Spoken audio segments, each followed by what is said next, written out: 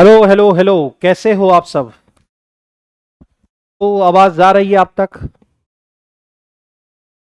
तो आज जो है हम लोग बिहार एसएससी सेट नंबर 149 का डिस्कशन शुरू करने वाले हैं। मैथ्स में जो है आपका जो है टोटल 25 क्वेश्चन रहते हैं। मैथ्स और साइंस मिलाकर जो है आपका टोटल जो है 50 क्वेश्चन रहने हैं। यानी जो है कभी मैथ्स जो है आपका जो है बढ़ जाएगा, कभी साइंस आपका कमेगा, कभी साइंस बढ़ेंगे, कभी जो है मैथ्स कमेगा। तो इसी तरह से जो है चीजें चलेंगी आपकी। तो यह जो है आपका 149 नंबर सेट, और यह मैथ्स जहां जहां पर है वहां से हम लोग आगे बढ़ेंगे। तो सभी लोग जल्दी से जुड़ जाइए। तो सबसे पहला क्वेश्चन आप देखो यहां पर, ध्यान से समझिएगा। मैरी कह रहा है कि अगर आयताकार बगीचे का एक चक्कर वह 30 मिनट में लगा पाती है, और शिला जो है उसी बगीचे का एक चक्कर 45 मिनट में लगा पाती है। एक ही बिंदु से समान दिशा में चलना शुरू करती है। एक ही बिंदु से, मान लो इस पॉइंट से इसी दिशा में जो है दोनों आदमी, एम से मैरी और कौन है भाई शीला, ये दोनों जो है यहीं से शुरू करती है। तो इसे 30 मिनट लगते हैं और इसे 45 मिनट। तो एक ऐसा डाटा लाना है जहां पर वह दोनों डाटा पहुंचेगा, यानी 30 और 45 का जो है यहां पर हमें एलसीएम निकाल लेने। एलसीएम यहां पर हमें निकाल लेने, समझ रहे हो इस बात को। तो एलसीएम यहां पर हमको निकाल लेने हैं। उसके बाद जो है, उसके बाद हम लोग जो है टोटल समय हमको मिल जाएगा जब वह मिलेंगे। तो 30 और 45 का एलसीएम होता कितना है। 30 और 45 का एलसीएम तो हम 90 ले लेंगे, और यह किस में है तो 90 मिनट आपके दे रखे हैं, 90 मिनट, ठीक है। और वह एक दिन सुबह 9 बजे निकला था, तो 9 बजे सुबह में निकला था, तो वह समान दिशा में चलना आरंभ करता है। तो किस समय वह दोनों पुनः आरंभिक बिंदु पर मिलेंगे, मतलब इसी पॉइंट पर। ये मतलब यहां जा रहा है, जा रहा है, तो इस पॉइंट पर फिर मिलना है। 90 मिनट, 90 मिनट मतलब क्या, 1.5 घंटे होते हैं, 1.5 घंटे हो गए, ठीक है। 1.5 घंटे में जोड़ दो भाई, 1.5 घंटा आप जोड़ दोगे तो 10:30 बज जाएगा, यानी 10:30 बजे जो है सुबह में वह मिलेगा। यानी बी इस क्वेश्चन के करेक्ट आंसर हो जाएंगे। सभी लोग साथ में आंसर देते चलिए, सभी लोग साथ में जो है आंसर देते चलेंगे। ठीक है, अगला क्वेश्चन हम लोग देख ले। अगला क्वेश्चन क्या है हमारा, कर आशीष के पास, ये शायद कल या परसों एडीओ वाला डिस्कशन में था, ठीक है। 697 आया था या 847, इसी दोनों में से आएगा। कल ही था ये, सेट नंबर 10 या 11 में। आशीष के पास 1617 रुपया है। उसने इसे अपने पुत्रों अरुण और महेश के बीच बांट दिया है। अरुण से ए और महेश बाबू, यह हमारा एम हो गया। वार्षिक रूप से जो है ये कंपाउंडेड एनुअली होती है। रेट मेरा जो है दे रखा है 10%। तो 10% का मतलब क्या होता है, 10% का मतलब 1/10। यानी अगर हम अमाउंट की बात करें और प्रिंसिपल की, तो वह 11/10 हो जाएंगे। तो कह रहा है कि जैसा यह देखा गया है कि अरुण और महेश को क्रमशः 14 और 15, डिफरेंस तो एक ही साल का यहां पर दे रखा है, के बाद समान धनराशि प्राप्त हुई। समान इक्वल अमाउंट, यहां पर इक्वल अमाउंट, इक्वल अमाउंट इसको मिल जा रहा है। इक्वल अमाउंट, अमाउंट हमको बराबर करना है, और अमाउंट बराबर हम लोग रूल जानते हैं, P into 1 plus R/100 to the power n। तो इतना का वैल्यू हमको पहले 11/10 मिल चुका है।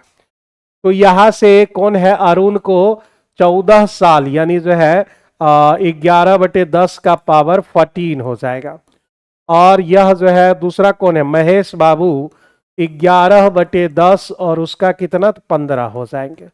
अब आप देखो ये दोनों सेम है, अगर आप उधर भेजोगे तो पावर घट जाएगा, यानी 15 में 14 चले गए तो 1 बच गया, यानी 10 के पावर 10/11 का पावर 1 हो जाएगा। यानी हम इसे 11/10 ही बोलेंगे। तो वह जो पैसा है उसका 11 और 10 के रेशियो में वह बट जाएगा, 11 और 10 के रेशियो। तो 11 और 10 मिला के अगर हम बात करें तो कितना हो जाएगा, 21, और 21 का वैल्यू 1617 दे रखे हैं। तो अगर हम 21 से काट दें तो 21 से 7 बार में, 8 बार में 168 हो जाता है, ज्यादा हो जाएगा, 7 बार में आप काट सकते हो। तो 21 सत्ते हो गए आपके 147, बच गए हमारे पास 14 और फिर 7 बार में यानी 147। तो एक यूनिट का जो वैल्यू है वह 77 आ गए यहां पर, एक यूनिट 77। आशीष ने अरुण को, अरुण मतलब ए को जो है कितनी धनराशि दी थी, ए का जो है मतलब 11 हमको निकालना है। तो 11 गुना 77, 11 से गुना करना बहुत आसान है, 7 लिखेंगे, 7 7 हो गए 14, 7 और 1 8, यानी 847 इस क्वेश्चन का सही आंसर डी हो जाएगा। तो इस क्वेश्चन का जो आंसर है वह हमारा डी हो जाएगा, ठीक है, ऑप्शन डी, ठीक है, मौसम सिंह। चलिए सही आंसर दिए हैं, डी इस क्वेश्चन का सही आंसर है, डी इस क्वेश्चन का सही आंसर। आगे बढ़े, करे द्विघात समीकरण X square minus 5x plus 7 equal to 0 दे रखे हैं। तो कह रहा है कि मूलों की प्रकृति यानी नेचर ऑफ रूट्स आपको बस पता करने कि नेचर ऑफ रूट्स क्या होंगे, उसके लिए हमें डी निकालना होगा। डी बराबर होते हैं बी स्क्वायर माइनस 4a और सी, यानी 25 माइनस हो गए आपके कितने 28 हो गए। तो यहां तो -3 आ गया भाई, तो -3 आ गया, तो ये क्या हो गया, इमेजनरी हो गए, इमेजनरी रूट्स आ गया, यानी अवास्तविक, अनरियल जिसको हम बोलते हैं, या फिर अनरियल को ही इंग्लिश में इमेजनरी बोलते हैं। इमेजनरी रूट्स आपके हो जाएंगे। तो इस क्वेश्चन का जो आंसर होगा वह ए नंबर ऑप्शन करेक्ट आंसर हो जाएगा। ए नंबर ऑप्शन इस क्वेश्चन के जो है सही आंसर हो जाएंगे। आगे बढ़ते हैं, कर रखा है कि 5x 8 1 4 6y 1 2 3 4 5 6 7 3 3 6 7, ठीक है। इसको डिवाइड करना है आपको 88 से। 88 से जब आप डिवाइड करोगे तो उसके लिए आप कौन सा नंबर चूज करोगे, तो 11 गुना 8 ऐसा नंबर हम चूज करेंगे जिसका एचसीएफ कितना हो, 1 हो। तो जो 11 से कट गया, 8 से कट गया, वह हर हालत में आपका 88 से कटेगा ही कटेगा, 88 से आपका कटेगा ही। तो मेरे दोस्त सबसे पहले हम 8 से काटने का जो है प्रबंध करते हैं कि y का हमारा वैल्यू क्या हो जाएगा। तो 40 तक लग गया, और अगर मेरे पास जो है 4 मिल जाए, 4 मिल जाए तो ये 64 हो जाएगा। तो y का वैल्यू मेरे पास जो है 4 आ जाएंगे। 4 के बाद अगर कोई और दूसरा लाना हो तो बिल्कुल नहीं हो पाएगा। तो हमारा जो डाटा है 5x 8 1 4 6 4 निकल के आ गया। तो 8 से कट गया हमारा। अब 11 से कटने के लिए हमें क्या चाहिए, तो 11 के डिजिबिलिटी रूल क्या कहती है कि अल्टरनेट वाला जो है डिफरेंस या तो 0 या फिर हमारा 11 का मल्टीपल होना चाहिए। 4 4 8 8 8 16 16 5 हो गए 21। अब यहां से 6 1 7 और 7 प्लस x, ये हमारे हो गए। अब जरा सा आप सोचो, यहां पर अगर जो है हम डिफरेंस 11, 0 तो नहीं आ पाएगा ना, 0 लाने के लिए फिर जो है बहुत 2 डिजिट का नंबर ऐड करने होंगे, तो 0 तो नहीं आ पाएगा। 11 लाना है, 11 लाने के लिए यहां पर 10 होना अनिवार्य है, यानी x के जगह पर आप कितना रखोगे, तो x के जगह पर आपको 3 रखना पड़ेगा। x के जगह पर आपको जो है 3 रखने होंगे, तब जाकर यह सेटिस्फाइड हो पाएगा। ठीक है, अगला क्वेश्चन देख ले। करा 61 का जो है अंकित मूल्य 2150 रुपया, 2150 रुपया है। मान लीजिए स्टोर द्वारा दी जाने वाली 2 सक्सेसिव डिस्काउंट, पहला आपको 10% यानी जो है कितना हो गया 90% हो गए, फिर जो है x%, x% का मतलब क्या है 100 माइनस x और बटे कितना 100। ऐसा करने के बाद जो पैसा है मेरा सेलिंग प्राइस वह 1505 आ जा रहे हैं, वह 1505, और इसी x का जो है हमें वैल्यू निकालना है, इसी x का हमें वैल्यू निकालना है। तो यहां पर जो है 2 0 यहां से आपका कैंसिल हो गया, और यहां पे अगर हम काटें तो 20 25 100 कट जाएगा, और 5 से काटेंगे तो मेरे भाई 43 बार में कट जाएंगे। 43 से अगर हम काटना चाहे तो कितना बार में कट जाएगा, 43 4 बार में तो ज्यादा हो जाएगा, 3 बार में लगाते हैं। ठीक है, तो मेरे भाई 129 तक लग गया, 129 लग गए। अब उसके बाद जो है 43 बचे, 5 बार में ये लग जाएगा। तो हमारे पास 100 माइनस एक्स बराबर 35 दूने 70 यानी 700, और ये 9 अभी जिंदा है तो 9 से हम डिवाइड कर देंगे। एक्स बराबर इधर लाए हुए तो 900 में 700 गया 200 और बटे 9। 200 को 9 से भाग दोगे तो वही 22 आता रहेगा आपका जो है। 9 दूनी 18, फिर 9 दूनी 18, फिर जो है पॉइंट लगाओगे 18 18, इस तरह से। तो इतना परसेंट जो है मेरा बी इस क्वेश्चन का करेक्ट आंसर हो जाएगा। ठीक है, बी इस क्वेश्चन, सर आंसर नहीं दिया गया है। आंसर मतलब जो है इसका रिजल्ट या आंसर, क्या चीज नहीं दिया गया, मतलब आंसर इसका नहीं मिला। जहां आपने जो है टेस्ट दिया होगा, ऑनलाइन या ऑफलाइन है आप, जल्दी से एक बार कमेंट में बताइए। ऑफलाइन है तो आपको जो है वहां पर चिपका दिया जाता है। रिजल्ट नहीं दिया गया बिहार एसएससी का। ओके, मैं अभी जो है जस्ट पूछ कर आता हूं, वेट कीजिए आप।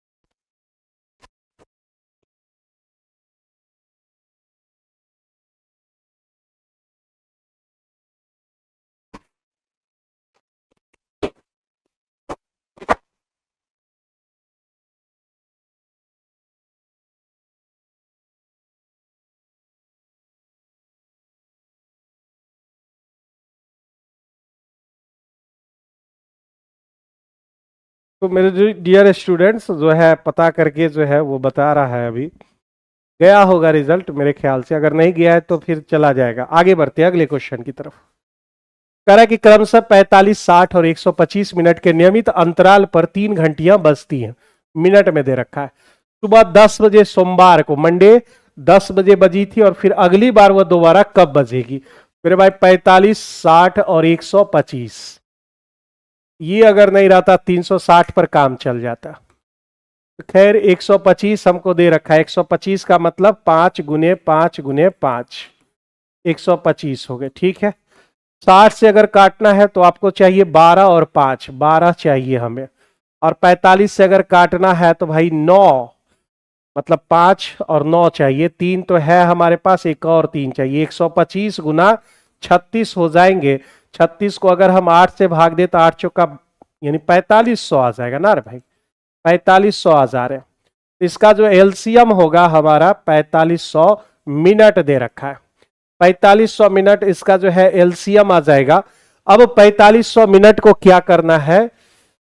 4500 मिनट सोमवार को, 4500 मिनट तो बहुत ज्यादा हुआ भाई। तो सोमवार को 10 बजे ये बजा था, तो 4500 मिनट को पहले हम क्या करते हैं, आवर्स में बदल लेते हैं 60 से डिवाइड करके। तो 4500 अब बटे 60 से डिवाइड करेंगे तो ये आवर्स में बदल जाएंगे। 6 से डिवाइड करो तो आपका 7 छके 42, 75 घंटा हो गया। 75 घंटा को भी अब दिन में बदलना होगा। तो 24 72 घंटे में 3 दिन हो गए, और 3 दिन 3 घंटा निकल गया। तो सोचो अगर मंडे को जो है, मंडे को 10 बजे ये बजा हो, तो ऐसे पहले आप 3 दिन इसमें जो है 3 दिन और 3 घंटे जोड़ेंगे। तो 3 दिन जोड़िएगा सोमवार, तो फिर उसके बाद मंगल बुध बृहस्पतिवार, यानी जो है गुरुवार को जो है यह होगा गुरुवार, ये वाला डाटा होगा ना। और 10 में आप 3 जोड़ दोगे तो वह गुरुवार को 1 PM में जो है वह दोबारा एक साथ बजेगा। 1 PM में वह दोबारा एक साथ बजेगा। बहुत बड़ा डाटा आ गया। 3 दिन 3 घंटे के बाद फिर उसके बाद एक साथ वह बजेगा। इस क्वेश्चन का आंसर ए इसका राइट आंसर है। आइए नेक्स्ट क्वेश्चन 32 पे। एक किराना मतलब जो है वह ग्रोसरी वाला जो है 15 रुपया और 20 रुपया की प्रति केजी की दाल को किस अनुपात मिलावेगा? 18। ये तो बहुत इजी सवाल है भाई। 15 और 20 रुपया प्रति केजी वाले को किस रेशियो में मिलाए जिससे वह 18 रुपया प्रति केजी मिक्सचर प्राप्त कर लेती। यहां 2 का रेशियो, यहां 3, मतलब 2 और 3 के रेशियो में वह मिक्स करेगा। 2 और 3 के रेशियो में, मतलब बी इस क्वेश्चन का जो है करेक्ट आंसर हो जाएगा। इस क्वेश्चन का जो है आपका सही आंसर बी हो जाएंगे। अगला क्वेश्चन आ जाते हैं। जैसे प्रीलिम्स की अगर हम बात करें, बिहार एसएससी जब बैच लिए थे तो उसमें प्रीलिम्स में हमने बताया था कि आपको ज्योमेट्री वगैरह सब प्रीलिम्स में पहले कभी नहीं पूछा है, लेकिन जब आप मेंस में जाओगे, बिहार एसएससी मेंस में जब जाओगे तो वहां पर जो है आपको कुछ एडवांस मैथ के क्वेश्चन देखने को मिलेंगे। और जिसमें पिछली बार पीवाईक्यू में अगर आप जाओगे तो ये क्वेश्चन वही आपका पिछले साल का ही दिया हुआ है, प्रीवियस ईयर क्वेश्चन। ठीक है, प्रीवियस ईयर क्वेश्चन। तो सबसे पहले आप देखो कि ए बी और सी डी दोनों पैरेलल है। पैरेलल हमने ले लिया ए बी और सी डी, थोड़ा सा बड़ा ले ले, थोड़ा सा गैप। ए बी इसका नाम हो गया और इसका नाम हमने रख दिया सी डी। फिर उसके बाद एक ट्रांसवर्सल लाइन ले लेते हैं। ट्रांसवर्सल लाइन का नाम रख रखा है पी क्यू। ले लिया हमने। ए बी और सी डी को क्रमशः ई और एफ पर वह इंटरसेक्ट कर रहा है, यानी ई पॉइंट पर और ये एफ पॉइंट पर, ये वाला पॉइंट हो गया। उसके बाद क्या करा कि पीईबी यह जो है हमारा 56 डिग्री दे रखा है। और फिर जी, ए बी और सी डी के बीच में एक पॉइंट है, जी पॉइंट है। ठीक है, इस पॉइंट का नाम जी रख लिए। ए बी और सी डी के बीच में एक बिंदु इस प्रकार है कि बीईजी, यहां अगर आप मिला देते हैं इसको तो यह जो है आपका 32 डिग्री दे रखा है। जी एफ ई इस तरह से, जी एफ ई मतलब ये वाला आपको दे रखा है 47 डिग्री, 47 डिग्री। करा ई जी एफ, ये वाला जो है आपको निकालना है, यानी एक्स का वैल्यू बस निकालना, एक्स मान लेते हैं उसको। तो मेरे भाई जो है यह दोनों अगर हम मिला दें, आप जानते हो एक जो है स्ट्रेट लाइन में कितना डिग्री बनेगा, 180 डिग्री। अगर इस दोनों को मिला दे तो मेरे पास कितना हो जा रहा है, तो 88 डिग्री हो जा रहे हैं। 88 डिग्री आपका यहां पर हो जा रहा है। तो अगर 180 में जो है 88 घटा लो तो मेरे भाई जो है 92 डिग्री आपके हो जाएंगे। ये वाला 92 डिग्री आ जाएगा, क्योंकि तीनों मिलाकर हमारा 180 होना चाहिए। तो यहां पर जो है 92 डिग्री आ गया, यहां 47 और ये निकल जाएगा। त्रिभुज के तीनों कोनों का योग आपका होता है 180, एक्स 47 और फिर उसके बाद 92, ये दोनों मिला देते हैं 180 के बराबर। 180 माइनस 9 4 13 और ये 139 हमको यहां घटा लेने होंगे, तो 41 डिग्री आ जाएगा। तो इस क्वेश्चन का जो है सही आंसर 41 डिग्री है। 41 डिग्री एक्स का वैल्यू हो जाएगा, जो कि आपके डी नंबर ऑप्शन में दिया गया है। इस क्वेश्चन का जो है सही आंसर क्या हो जाएगा, तो डी आपके जो है सही आंसर हो जाएंगे। ठीक है, डी इस क्वेश्चन के सही आंसर हो जाएंगे। समचतुर्भुज यानी जो है रोम्बस के बारे में यह बात कर रहा है। रोम्बस में सबसे खास बात क्या है कि यह जो है इसका डायगोनल जो है हमेशा वह 90 डिग्री पर कट करता है और मिड पॉइंट पर रहता है। वो कभी भी जो है उसका डायगोनल बराबर नहीं होता है। ये बात आप हमेशा याद रखिए। पैरेललोग्राम में भी काम देगा, यानी समांतर चतुर्भुज और समचतुर्भुज में विकर्ण कभी भी बराबर नहीं होते हैं, लेकिन वह 90 डिग्री पर कट करेगा समचतुर्भुज में, और ये जो पॉइंट होगा वह इस विकर्ण और इस विकर्ण का मिड पॉइंट होगा। कहने का मतलब अगर हम ए बी सी डी ले ले और हम ए सी बराबर ले ले 18, तो ये जो पॉइंट होगा ओ पॉइंट, यह होगा किसका, तो 9 पॉइंट। 9 इधर 9 इधर हो जाएंगे, 9 इधर 9 इधर हो जाएगा। अगर हम बी डी बराबर ले ले, बी डी बराबर 30 ले ले, तो 15 इधर 15 उधर हो जाएगा। मतलब ये मिड पॉइंट होगा, लेकिन बराबर डायगोनल्स आर नॉट इक्वल। बस इतना बात समझिए। तो इस क्वेश्चन का जो सही आंसर हो जाएगा, समचतुर्भुज के विकर्ण बराबर नहीं होते, बिल्कुल सही है। समकोण पर प्रतिच्छेद करता है, ये भी सही है, और एक दूसरे को समद्विभाजित करता है, ये भी सही है। तो पहला ही ऑप्शन आपके सारे मापदंड को वह सही करता है।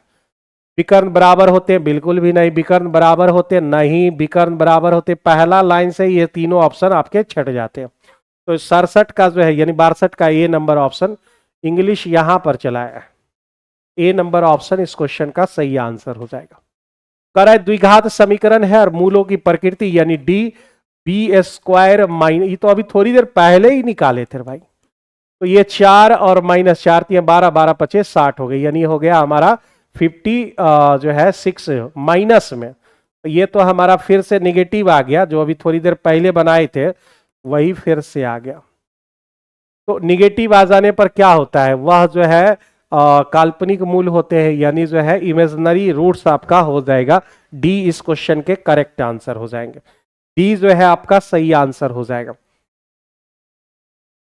36 9 से काट दो भाई, 4 हो गए हमारे गुना, और ये दोनों जोड़ लेंगे तो हमारे पास 86 और प्लस 99 हो जाएंगे। 24 और 8 चौका 32 2 34, इसमें 99 अगर आप ऐड कर दो 9 4 13, यानी लास्ट में 3 तो इसी के दिख रहे हैं, यानी 443 इस क्वेश्चन का सही आंसर होगा। ये सब तो बउआ वाला सवाल है, हर कोई बना लिया होगा। अब जो है यहां पर जो है देखो, अब सब बच्चों ने जो है बहुत दिनों से जो है हमको परेशान किए हुए था। तो मैथ्स में आप देख रहे हो कि एईडीओ बिहार एसएससी और परिचारी वाले बैच, मतलब एक बार हम प्रीलिम्स कुछ दिन पहले खत्म किए थे प्रीलिम्स का बैच। अब क्या कर रहे हैं हम, मेंस का जो है यहां पर आपके लिए बैच लेकर प्रेजेंट हो चुके हैं। बहुत दिनों से जो है लगातार जो है ये बैच स्टार्ट कीजिए वो बैच, तो इस सप्ताह जो है हम ढेर सारा बैच की घोषणा करने वाले हैं। मेंस लेवल यानी बिहार एसएससी में जो मेंस होता है वो लेवल तक की तैयारी होगी, क्योंकि जब प्रीलिम्स तो जो है आपके मई में हो ही जाएंगे।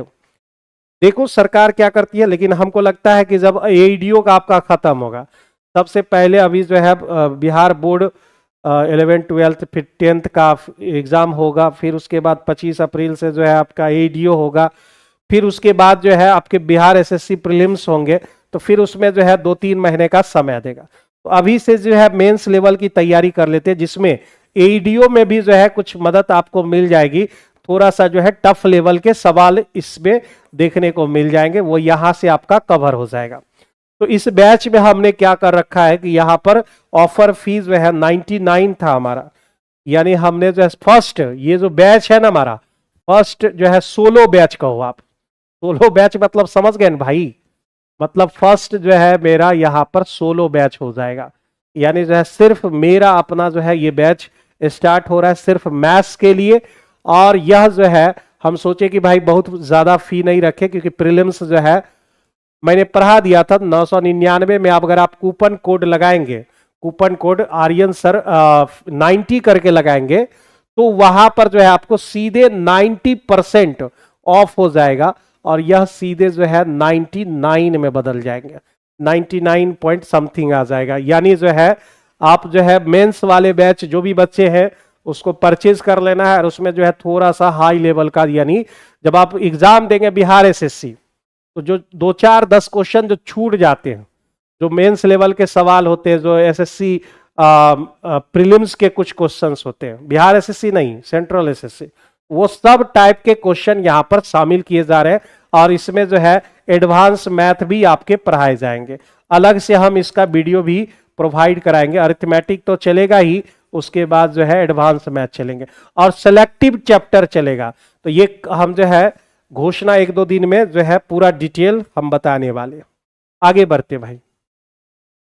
तो सबसे पहले जो है कि वाटर गीजर का खुदरा मूल्य कितना दे रखा है, 11,300 रुपया दे रखे। 5% अगर आप इस पे डिस्काउंट देते हैं एमआरपी पे ना, निर्माता दे रहा है ना, खुदरा मूल्य तो इतना दिया हुआ है, मतलब यह खुदरा मूल्य दिया हुआ है। एमआरपी हम एमपी एक्स मान लेते हैं, एक्स पर जो है हम पहले 5% डिस्काउंट देंगे, तो पैसा मेरा लगेगा 95% का। फिर आप जो है 10% जो है 5% निर्माता को, थोक विक्रेता 10%, खुदरा विक्रेता पर लाभ हो रहा है, प्रॉफिट हो रहा है, यहां पर प्रॉफिट हो जा रहा है। तो कह रहा है इसका क्रय मूल्य कितना होगा, यह हमें आपको पता लगाना है, मतलब उसको जो है। और निर्माता क्या करता है, थोक विक्रेता को बेचता है, थोक विक्रेता खुदरा विक्रेता को बेचता है, और खुदरा विक्रेता ग्राहक को बेचता है। ऐसा इसमें कंडीशन दे रखा है मेरे भाई। जो है शुरुआत में जो है उसका कॉस्ट प्राइस, मार्केट प्राइस की बात नहीं हो रही है, कॉस्ट प्राइस हमने कितना मान लिया, एक्स। एक्स पहले आप जो है दे दिए किसको, तो यह दे दिया थोक विक्रेता को 5%, 105 हो गया हमारा, ठीक है। फिर उसके बाद यह दे दिया दूसरे को 110% हो गए। फिर अगला दे दिया उसके अगले को, यानी 115% हो गए। और ऐसा करने के बाद वह 11,300 में अवेलेबल हो जाता है। 11,300 में यह अवेलेबल हो जाता है। अब यहां पे हमको ये बात पता लगाना है कि यह जो है कितना x का वैल्यू होगा। तो यहां पे आप 21 से काटोगे 21 और ये 20 बचे, ठीक है। ये 0 0 आपका खत्म, ये 23 बचे और ये आपके 20 बचे हो जाएंगे, ठीक है।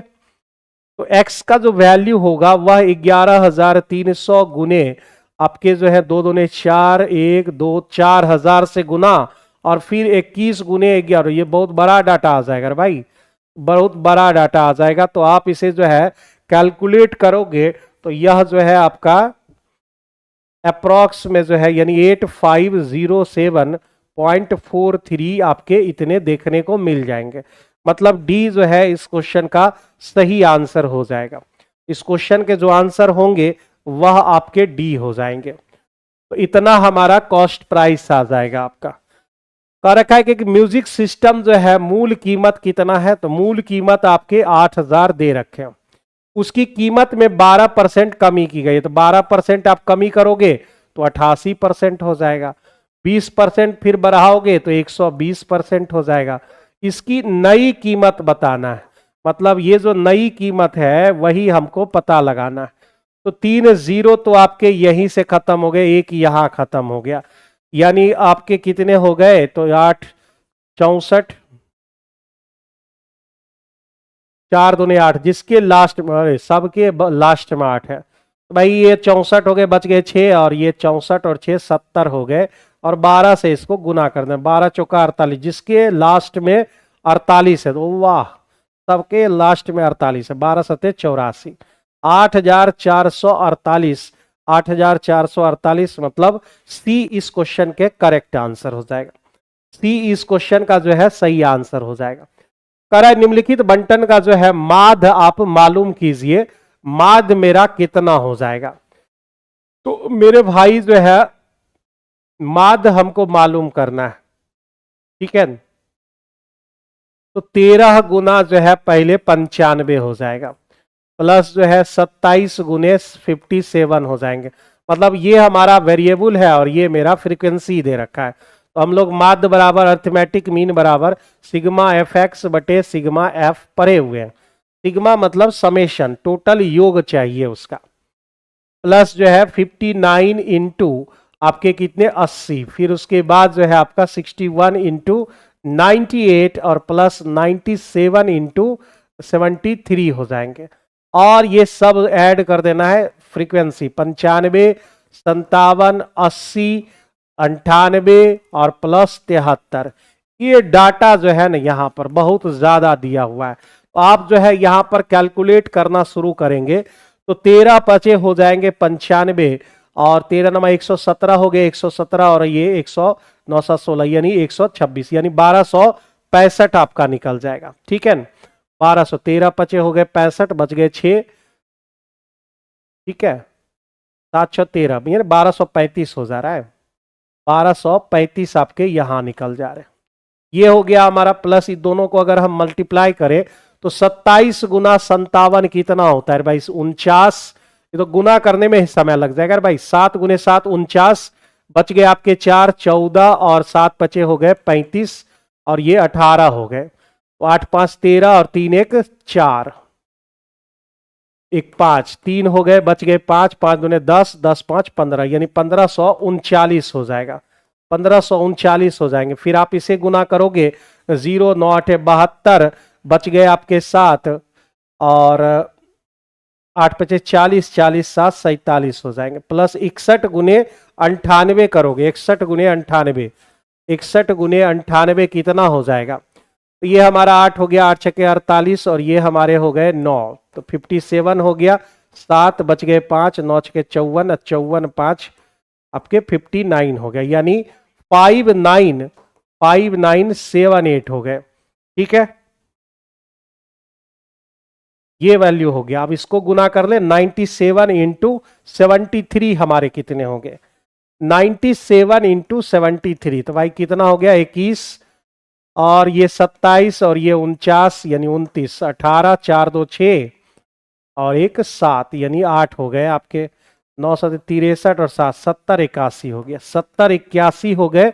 और जो है ये सब को जो है ऐड कर लेना है आपको, टोटल ऐड कर लेना है। तो ये नीचे में कितना हो जाएगा, 8 3 11, 18 हो गए, 18 और 5 हो गए 23, बच गया 2, 9 9 दूनी 18, 18 और 5, 18 5 हो गए 23, 23 और यानी 8 हो गए आपके 39, और ये आपके जो है 9 यानी 40 हो गए, यानी 403 हो गए।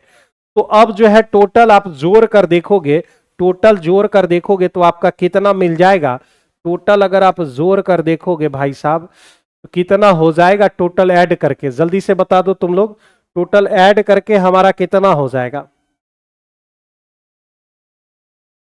ऐड करना ही पड़ेगा भाई, 8 1 9, इसे आप कर लेना, ठीक है। इस क्वेश्चन का जो आंसर है वह कितना है भाई, तो यह इस क्वेश्चन का आंसर बी इस क्वेश्चन का सही आंसर है। यानी जब आप ऐड करोगे और उसे 403 से भाग दोगे तो यह जो है आपका 51 आ जाएगा। तो ये कैलकुलेटिव है, थोड़ा सा जो है सब में गुना करना होगा और टोटल जोड़ के हमारा जो है इस क्वेश्चन का आंसर 51 हो जाते, 51 हो जाएगा। सविता कुमारी 443, ठीक है। साथ में आंसर भी देते चलो, साथ में तुम लोग आंसर दोगे तब ना मजा आएगा भाई। चलिए अगले क्वेश्चन में आते हैं। ज्योमेट्री है, और ज्योमेट्री जब मेंस में पूछे जाएंगे, प्रीलिम्स में अभी तक फिलहाल नहीं पूछा है, मेंस में जब जाइएगा तो ज्योमेट्री के कुछ बेसिक चीजें आपको देखने को मिलेंगी। जैसे ए बी सी डी एक चतुर्भुज है, चतुर्भुज जिसमें ए बी पैरेलल डीसी है, वह कौन सा चतुर्भुज होगा जिसमें जो है ए बी पैरेलल डीसी होते हैं। तो दो ही चतुर्भुज ऐसा होता है, नहीं आयत में भी ऐसा होगा। तो मेरे भाई जो है आयत में आमने सामने की भुजा बराबर और पैरेलल होती है, समांतर चतुर्भुज में आमने सामने की भुजा बराबर और पैरेलल होती है।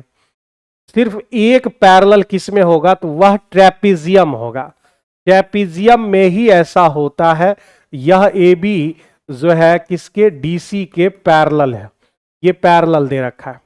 ई एफ क्रमशः एसी, एसी डायगोनल और ये बीडी डायगोनल है।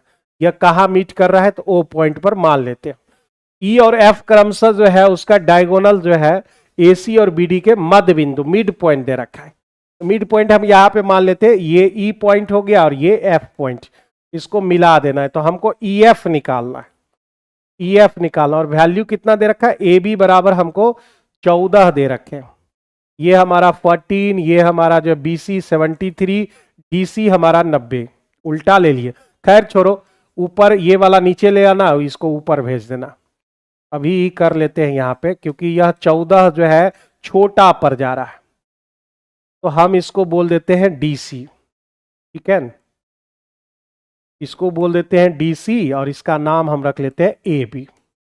पैरेलल हो गया हमारे, ए बी हमारा 14 हो गया और जो है बीसी हमारा 73, डीसी हमारा 90 और एडी मेरा जो है 22 दे रखा है। तो ईएफ की लंबाई पूछ रहा है, तो ईएफ की लंबाई से जो है अनपैरेलल साइड को कोई लेना देना नहीं, ये वाला जो साइड है उससे कोई लेना देना नहीं है। ईएफ बराबर होते हाफ इंटू मैक्सिमम, यानी जो है C D minus A B, A B, ये दोनों को आप जोड़ कर जो है घटा कर 2 से भाग दे दीजिए।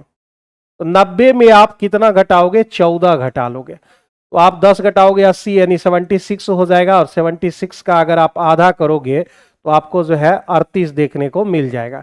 यानी जो है इस क्वेश्चन का बी इस क्वेश्चन का सही आंसर हो जाएगा, बी इस क्वेश्चन के जो है सही आंसर हो जाएंगे। इस रूल को आप जरा सा याद कर लोगे, इस रूल को जो है याद कर लोगे, ठीक है। चलिए अगले क्वेश्चन कह रहा है कि जो है मोड निकालना है, तो जिसकी जो है जिसका जो है आपका रिपीटेशन यानी जो है वह क्या कहते हैं उसको, फ्रीक्वेंसी, बारंबारता जिसकी ज्यादा होगी वह जो है आपका मोड हो जाएगा। तो किसकी बारंबारता सबसे ज्यादा बार आप देख रहे हैं, किसकी बारंबारता सबसे ज्यादा बार है? देखो भाई 78, 75, 78, 78, 75 कहीं दिख रहा है, 86 भी है यहां पर, एक बार, दो बार, 86 भी कहीं है और नहीं है।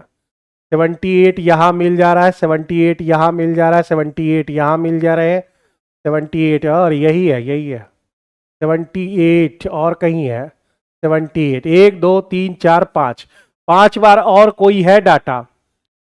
60, 60 हमको तो एक ही बार दिख रहा है, 90 दिख रहे हैं, 90 हमारा दो बार। बस यही होगा, इतना ही होगा। सी इस क्वेश्चन के करेक्ट आंसर है। मतलब मोड जो है हमारा 78 हो जाएगा, क्योंकि इसका जो फ्रीक्वेंसी है वह ज्यादा बार आपको दे रखा है। इस क्वेश्चन का जो आंसर होगा वह आपका 78 हो जाएगा। बढ़ते हैं आगे, नेक्स्ट क्वेश्चन।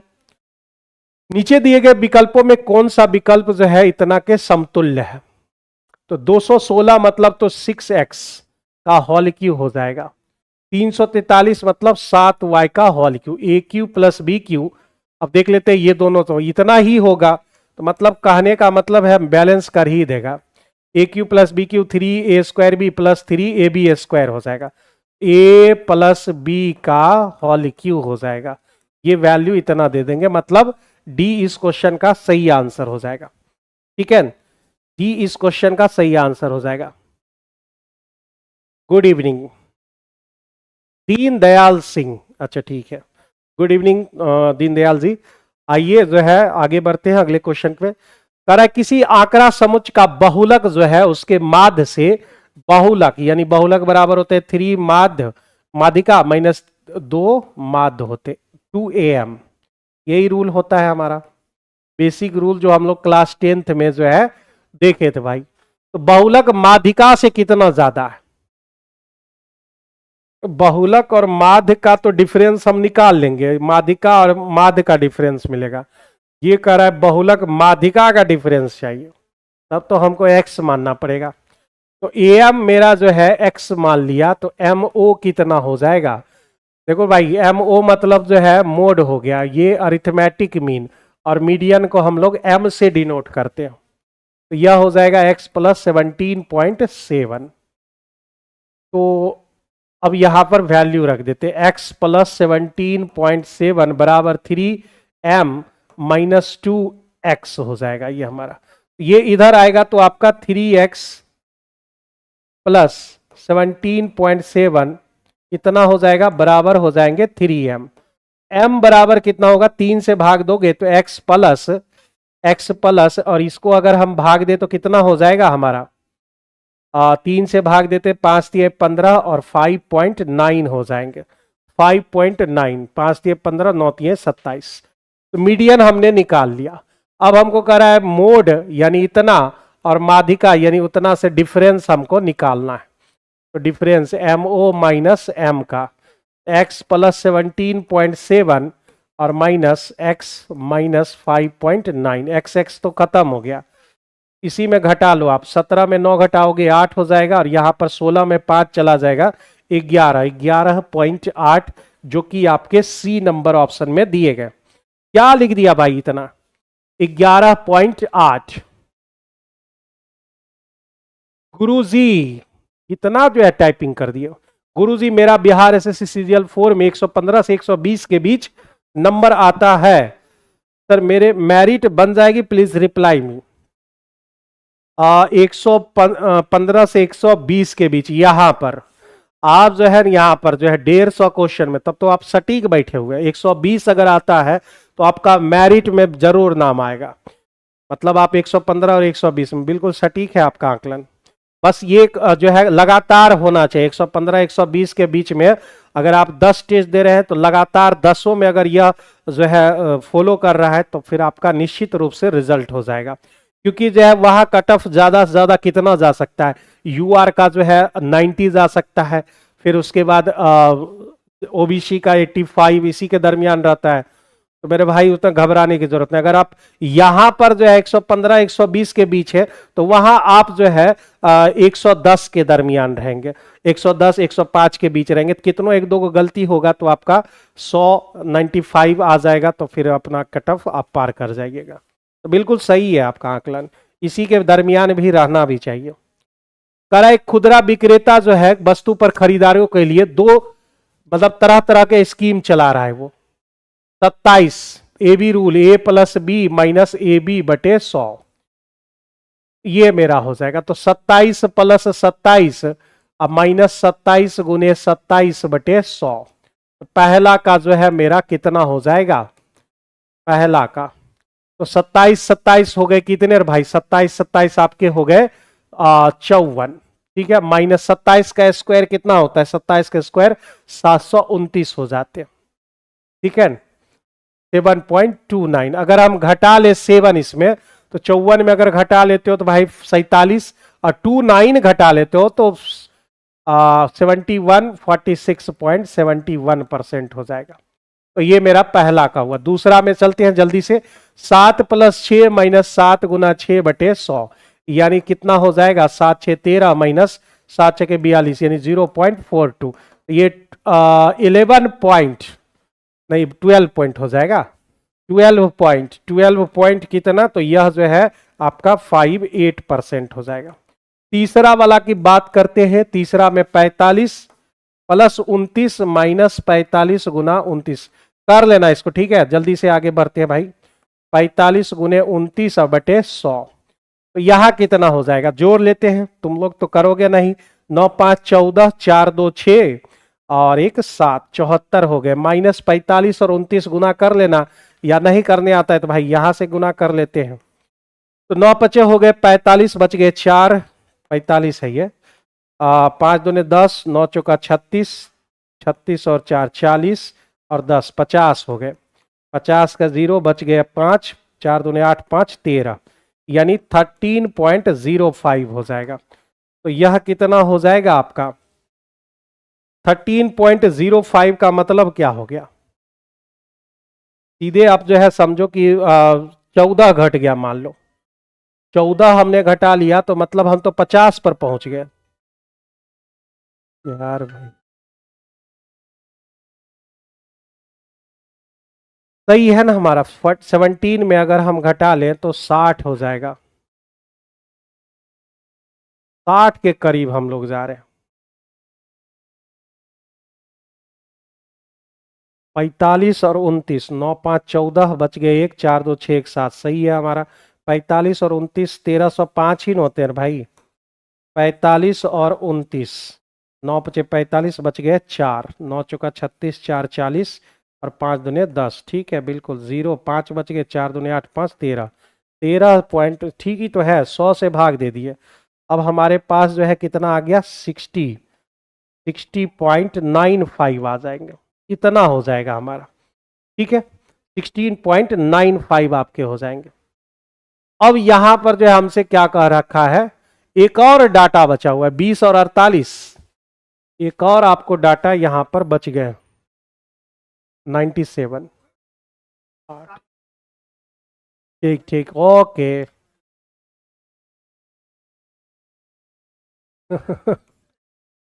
समझ गए हाँ।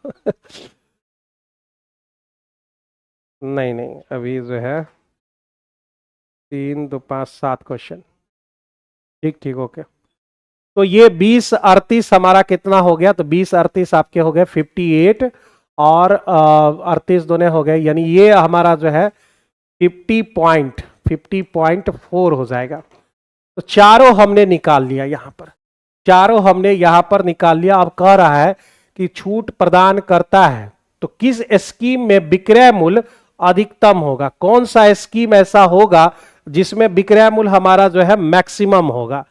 तो जिसमें कम छूट मिलेगा वही ना मैक्सिमम होगा भाई। तो कम छूट तो इसी में मिल रहा है, बाद बाकी में इसमें इतना, इसमें इतना, इसमें इतना, तो यानी जो है 2 इसका जो है हो जाएगा। 7 क्वेश्चन और बचे।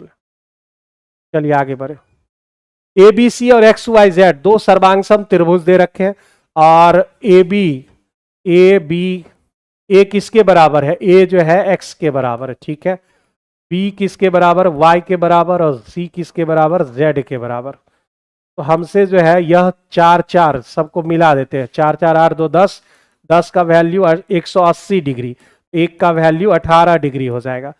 तो 2 का वैल्यू कितना हो जाएगा, 18 दूने 36, और 4 का वैल्यू कितना हो जाएगा, तो 72 डिग्री, ये भी 72 डिग्री हो जाएगा।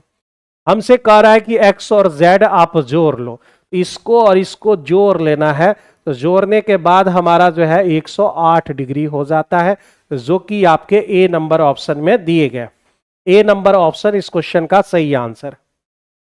एक टंकी के तल में एक होल जिससे पानी रिस रहा है, तो पानी जिससे रिस रहा है वो वैल्यू कितना होगा हमारा। एक नल 8 घंटे में भर देता है, तल का होल 10 घंटे में पूरी तरह से भरी हुई टंकी को खाली कर देता है, ये प्लस में और ये आपका माइनस में। तो हमारा एलसीएम हो गया आपका 80, 80 40 पे भी हो जाएगा, 40 हमारे होंगे, 8 पचे 40 और 10 चौका 40।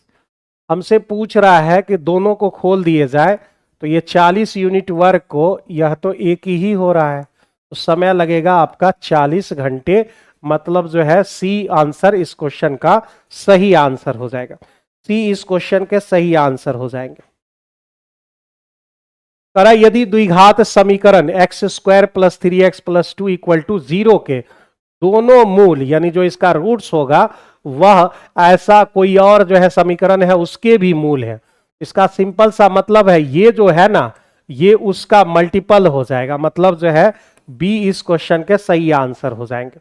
कोई भी मतलब इसका मूल इसी में हो जाएगा, तो इसी का मल्टीपल में जाएगा वो। जैसे आप a plus alpha plus beta बराबर माइनस बी बाय ए निकालोगे, अल्फा इंटू बीटा बराबर सी बाय ए निकालोगे, तो अगर यहां पर 3 दे रखा है, 3/1 माइनस 3/1 और यहां 2/1, तो इसमें ज्यादा से ज्यादा 3 का 6 लिख देंगे, यहां 2 का मल्टीपल जितना गुना होगा, जैसे ये इक्वेशन ऐसा आप लिख सकते हो ax स्क्वायर, तो आप यहां पर 1 लिख लो, एक्स स्क्वायर, वहां 3 दे रखा है तो आप 3 यहां पर जो है 3 गुना कर लो, 9x और 6, इस पर ये जो है देखोगे उस वही निकलेगा 9, तो 9 बटे जो है आपका यहां पर 1 है, तो 1 का 3 गुना 3 हो जाएगा, यहां पर 1 था ना उसका 3 गुना, सब 3 गुना ले रहे हैं। आप देखो निकाल कर इतना ही आएगा, यानी उसका मल्टीपल होगा तभी ऐसा हो पाएगा, मल्टीपल होगा तभी आप ऐसा कर पाओगे, अन्यथा संभव नहीं है इसमें। अगर आप 10 गुना लेते हो तो ये 10, ये 30 और ये 20 हो जाएंगे। कर रखा है कि दिए गए आंकड़ों का बहुलक ज्ञात करें, तो बहुलक में जिसकी बारंबारता सबसे ज्यादा, ये वाला बारंबारता यानी 50 से 60, मोड क्लास जो होगा, मोड क्लास यानी बहुलक वर्ग 50 से 60, मोड बराबर हम लोग पढ़े L plus FM minus F1 2FM minus F1 minus F2 गुना H, यही पढ़े हुए हैं, यही हमारा रूल होता है। तो मेरे दोस्त L बराबर कितना हो जाएगा 50, ये वाला, FM कितना हो जाएगा, ये FM हो गया, उसके एक पहले वाला F1 उसके बाद वाला F2 कहलाता है, ठीक है। तो यहां पर हमारे 50 हो गए, 50 से ज्यादा ही आएगा, मतलब ये सब तो वैल्यू नहीं हो सकता, इसी तीनों में होगा। FM के जगह पर आप लिखोगे 36, F1 के जगह पर 15 और 36 दूने 72 माइनस 15 माइनस 17, और जो मेरा 10-10 का गैप चल रहा है H बराबर 10, FM मेरा जो है 36 आ गया, F1 15, F2 मेरा 17, सब वैल्यू रख दिए यहाँ पे, तो यहाँ पे 10 का गैप, 36 तो भाई जो है 21 हो गया, 210 ऊपर हो गए, और नीचे हमारा जो है 15 और 17 कितना हो जाता है, तो 32 हो जाते, 32 घटाओगे तो 40 हो जाएगा, जीरो खत्म, 50 प्लस 5.25 5.25 यानी 55.25 इस क्वेश्चन का करेक्ट आंसर हो जाएगा, जो कि आपके डी नंबर ऑप्शन में दिए गए, डी नंबर ऑप्शन में। ये रूल सबको बचपन से ही रटा हुआ है, जूनियर क्लासों से ही सबका ये। अगला क्वेश्चन देख ले क्या है। राकेश एक वेतन जो है 12,000 रुपया प्रति माह कमाता है, 6,000 रेंट देता है, 3,000 कोई अदर जो है बिल पे करता है, शेष जो बचता है 6,000 और 3,000, 9,000 खत्म, बच गए आपके 3,000, ठीक है। तो ये मासिक बचत है उसका, एक महीना में अगर वह 3,000 करता है तो 12 महीना में 12 36,000 कर लेगा। लेकिन हुआ क्या है, अगले जन्मदिन मतलब अगला जो महीना है या उसके दरमियान में 12 महीने के दरमियान में किसी महीने उसका जन्मदिन मनता है उस मंथ में, तो वो अपना 3,000 रुपया उस मंथ में जो है उड़ा देता है। तो मेरे पास अब बचत कितने महीने की होगी? 11 महीने की, यानी जो है यह 33,000 रुपया हो जाएगा, यानी डी इस क्वेश्चन के करेक्ट आंसर हो जाएंगे। 33,000 इस क्वेश्चन का जो है सही आंसर हो जाएगा। 4/sec², 4/sec² तो आप cos स्क्वायर लिख सकते हो, प्लस 1 + cot² बराबर होता है cosec²। यह जो है वैल्यू cosec² हो जाएगा, जो कि उल्टा होगा तो वह sin² में बदल जाएंगे। तो यह दोनों जो है मिलकर 4 को बन गया, यानी 4 cos² प्लस sin²। तो ये फॉर्मूला बन गए 4 × 1। तो इस क्वेश्चन का आंसर 4 हो गए, जो कि आपके बी नंबर ऑप्शन हो जाएंगे। सभी प्यारे बच्चे को गुड इवनिंग। आ जाइए बच्चे, जल्दी से सेशन को ज्वाइन कीजिए। हम लोग स्टार्ट कर रहे हैं आज का भंडारा। ध्यान से देखिएगा, आज का जो हमारा पहला क्वेश्चन है ब्लड रिलेशन से बिलोंग करता है क्वेश्चन, और बड़ा ही आसान होता है। जेड का रिलेशन हमें फाइंड आउट करके देना है किससे? सी से। तो यदि हम सी हैं तो डिवीजन को पार करने का मतलब है कि बी हमारा बेटा हो जाएगा, और हमारे बेटे की जो माता होगी वो हमारी पत्नी होगी, और हमारी पत्नी की जो बहन होगी वो साली होगी, और साली को हम क्या कहेंगे? तो पत्नी की बहन कहेंगे। यानी ऑप्शन नंबर सी से इसको डिनोट कर देंगे, जो कि बेस्ट और सबसे सुटेबल आंसर होगा। देखिए 8 में 3 जोड़ोगे ना तो 11 मिल जाएगा, 11 और 3 14 हो जाएंगे, 14 3 17, तो 17 में 3 जोड़ोगे तो 20, यानी टी आएगा। पहला दूसरा ऑप्शन बच गया। अब देखो 10 में 3 जोड़ने का मतलब है 13, और 13 में 3 जोड़ने का मतलब 16 3 19, तो 19 में 3 जोड़ोगे बाबू तो 22 मिलेगा ना, यानी टी के बाद भी चाहिए जो 1 नंबर में दिखता है। उपर्युक्त श्रृंखला में कितने प्रतीक हैं, यानी कितने सिंबल हैं, जिनमें से प्रत्येक के ठीक पहले एक सिंबल है और ठीक बाद भी एक सिंबल है, यानी 3 बार सिंबल की तलाश करनी है लगातार। तो देखिए, तो 3 बार सिंबल हमें बस एक ही जगह स्पष्टता दिखता है, और बाकी कहीं भी 3 सिंबल एक साथ नहीं दिखते हैं।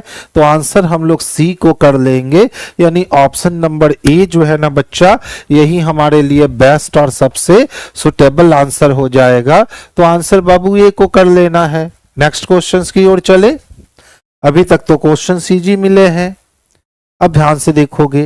देखिए पहला लेटर पहले अंतिम बना और फिर अंतिम रह गया, ठीक है। तो देखो पहला लेटर पहले अंतिम बना फिर अंतिम रह गया, सही है।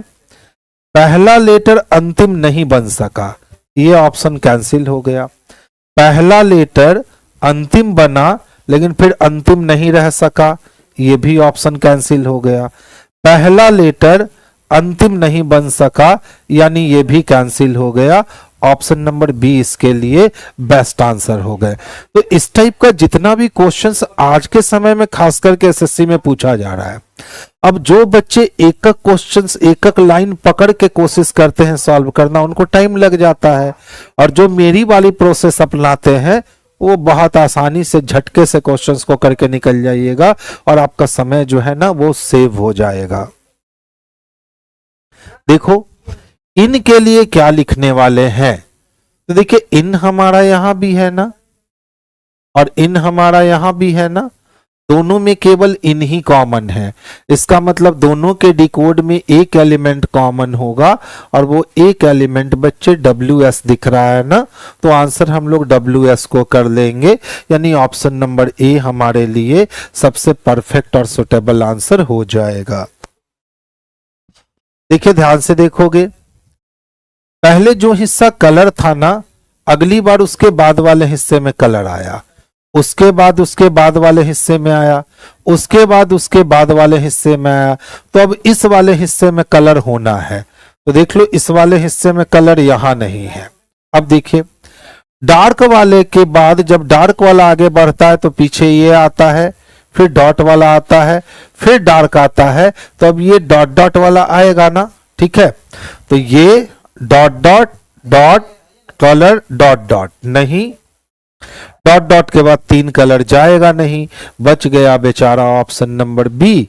तो बी ही हमारे लिए बेस्ट और सबसे सुटेबल आंसर होंगे। तो आंसर बाबू हम बी को करेंगे, जो कि परफेक्ट आंसर है। देखिए DEBRIS,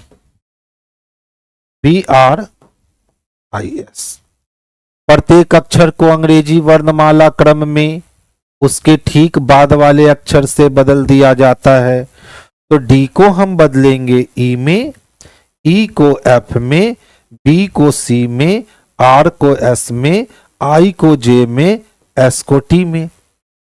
और फिर इस प्रकार बने सभी अक्षरों को अंग्रेजी वर्णमाला में व्यवस्थित कीजिए। तो जब व्यवस्थित करोगे तो सबसे छोटा सी, उससे बड़ा ई, उससे बड़ा एफ, फिर इसके बाद जे मिलेगा, इसके बाद एस और इसके बाद टी मिलेगा। तो इस प्रकार बने नए समूह में निम्नलिखित में से कौन सा अक्षर दाईं ओर से पांचवा? तो पहला, दूसरा, तीसरा, चौथा, पांचवा अक्षर जो दाईं छोर से होगा वो ई होगा। और ई किस में दे रखा है? तो ऑप्शन नंबर ए में दे रखा है। तो परफेक्ट और सुटेबल आंसर हम ऑप्शन नंबर ए को कर लेंगे। 7 व्यक्ति हैं जो उत्तर की ओर अभिमुख होकर के बैठे हैं। तो सबसे पहले क्या करना है ना कि एक पंक्ति खींच लेनी है, और जब उत्तर की ओर फेस है तो मेरा राइट उसका राइट सेम, मेरा लेफ्ट उसका लेफ्ट हो जाएगा सेम। अब कहता है ए के बाईं ओर केवल सी बैठा है, तो जहां भी ए बैठेगा उसके लेफ्ट में केवल सी ही बैठ सकेगा। और चूंकि 7 लोग में से 2 लोगों को देख लिए तो 5 लोग जो बच गए हैं उसको ए के दाएं जाना होगा। फिर कहता है सी और एफ के बीच केवल 4 व्यक्ति, तो 1 2 3 4 व्यक्ति छोड़ दे तो यहां हम एफ को पोजीशन दे सकते हैं। बी और जी के बीच केवल ई है, तो ई का पोजीशन तो यही बनेगा। बी जी हमारा यहां भी हो सकता है या जी भी हमारा यहां भी हो सकता है, कंफर्मेशन नहीं है। बी एफ का निकटतम पड़ोसी नहीं है। अब जब बी एफ का निकटतम पड़ोसी नहीं है तो जी एफ का निकटतम पड़ोसी होगा, और बी को हम लोग यहां पे बैठाएंगे। इकलौता शख्स डी बचा हुआ है, डी को यहां रख लोगे और आपकी अरेंजमेंट एक अटेम्प्ट में बन करके तैयार हो जाएगी। अब देखो प्रश्न क्या कहता है, ए और एफ के बीच कितने व्यक्ति बैठे हैं सर? तो ए और एफ के बीच 1 2 3 व्यक्ति बैठे हैं, जो कि ऑप्शन नंबर ए में हम स्पष्टता देख सकते हैं। तो आंसर हम लोग ऑप्शन नंबर ए को कर लेंगे। ऐसे कितने सिंबल हैं? सिंबल चाहिए, प्रत्येक के ठीक पहले एक लेटर चाहिए और ठीक बाद भी एक लेटर चाहिए, यानी ऐसा सिंबल तलाशना है जो 2 लेटर से घिरा हुआ है। तो देखिए यहां एक सिंबल मिला जो 2 लेटर से घिरा हुआ है, फिर से एक सिंबल मिला जो 2 लेटर से घिरा हुआ, फिर से एक सिंबल जो 2 लेटर से घिरा हुआ, फिर से एक सिंबल जो 2 लेटर से घिरा हुआ, फिर से एक सिंबल जो 2 लेटर से घिरा हुआ, फिर से एक सिंबल जो 2 लेटर से घिरा हुआ, फिर एक से अधिक, अच्छा पूरा काउंट करना है, फिर से एक सिंबल जो 2 लेटर से घिरा हुआ, बस इतना ही है। तो कितना मिला? 1 2 3 4 5 6 7 मिल गए। ऑप्शन नंबर सी है। एकदम माइंड को खर्च करते हुए इसको बनाना था। 7 डब्बे को एक के ऊपर एक रखा गया है, तो कितने डब्बे हैं? 7, 1 2 3 4 5 6 और ये 7। अब बस जैसे कहता है वैसे आप अपना काम कर दीजिए।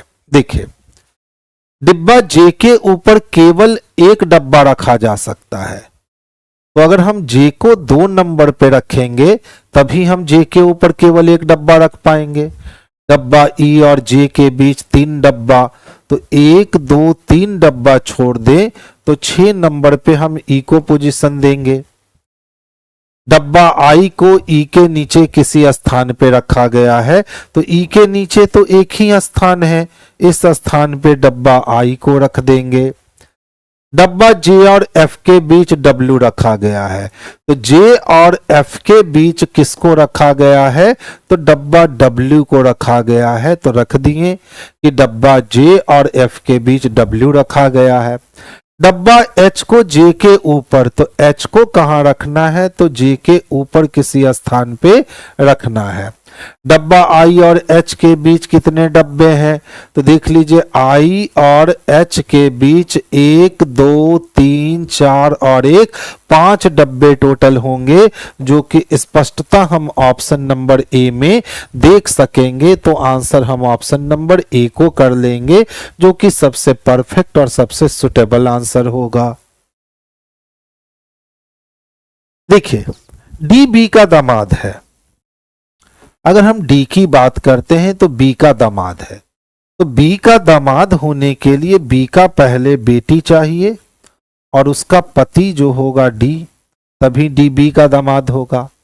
और ए का जीजा है, तो डी जो है ना वो ए का जीजा है, तो ए डी के पत्नी का भाई या बहन हो सकता है। जो सी का भाई, यानी ए भाई है किसका, सी का, तो यही सी है जो कि महिला है। ए का बी से क्या संबंध है, तो ए बी का पुत्र हो जाएगा। पुत्र कहने का मतलब बेटा हो जाएगा, जो कि स्पष्टता हम ऑप्शन नंबर बी में देख सकते हैं। तो आंसर हम लोग बी को कर लेंगे, जो कि सुटेबल आंसर है। 6 नवंबर 2025 को शुक्रवार है, तो 16 दिसंबर 1933 को जाना है।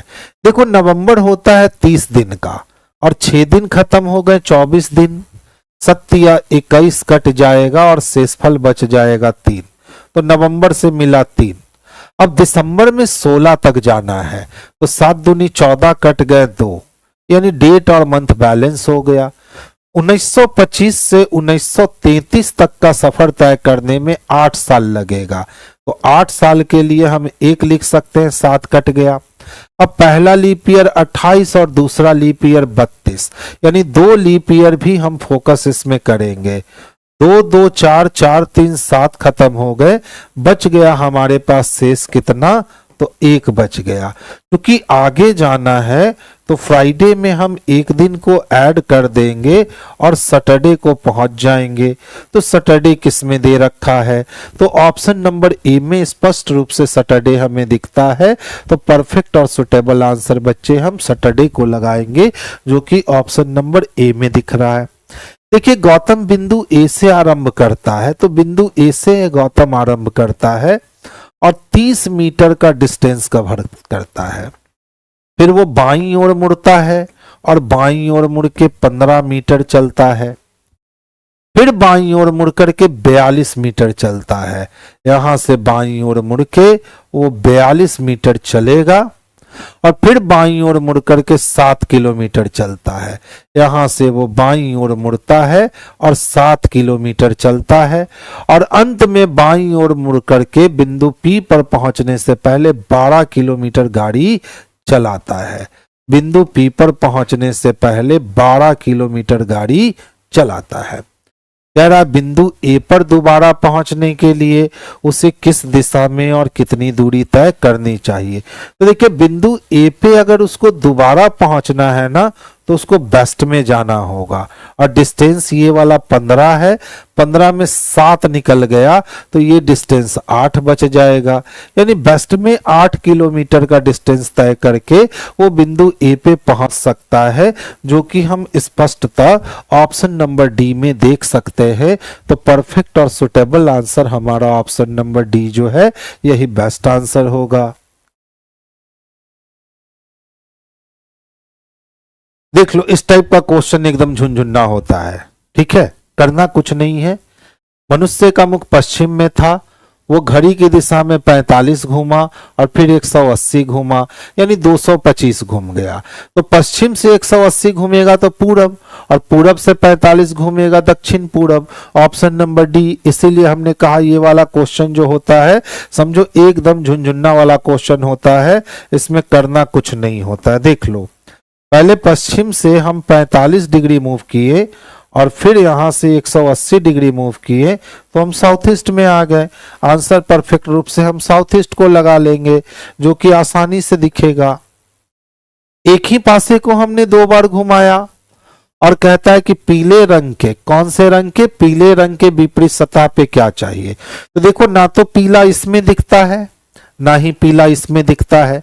तो जब दोनों में से किसी में पीला नहीं दिख रहा है तो उसको ढूंढिए जो दोनों में दिख रहा है। तो दोनों में क्या दिख रहा है, तो व्हाइट दिख रहा है। यानी नहीं दिखने वाले का अपोजिट होता है दिखने वाला। हमेशा पासा में याद रखिएगा, नहीं दिखने वाले का अपोजिट होता है दिखने वाला। तो दोनों में व्हाइट दिख रहा है तो पीला का अपोजिट बच्चे कौन हो गया, तो व्हाइट हो गया। देख लो, इस टाइप का क्वेश्चन हम पहले भी कर चुके हैं। क्वेश्चन कहाँ है बाबू,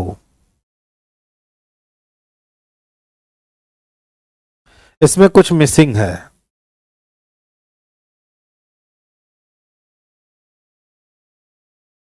ठीक है, इसमें कुछ मिसिंग है, यहां कुछ होना चाहिए।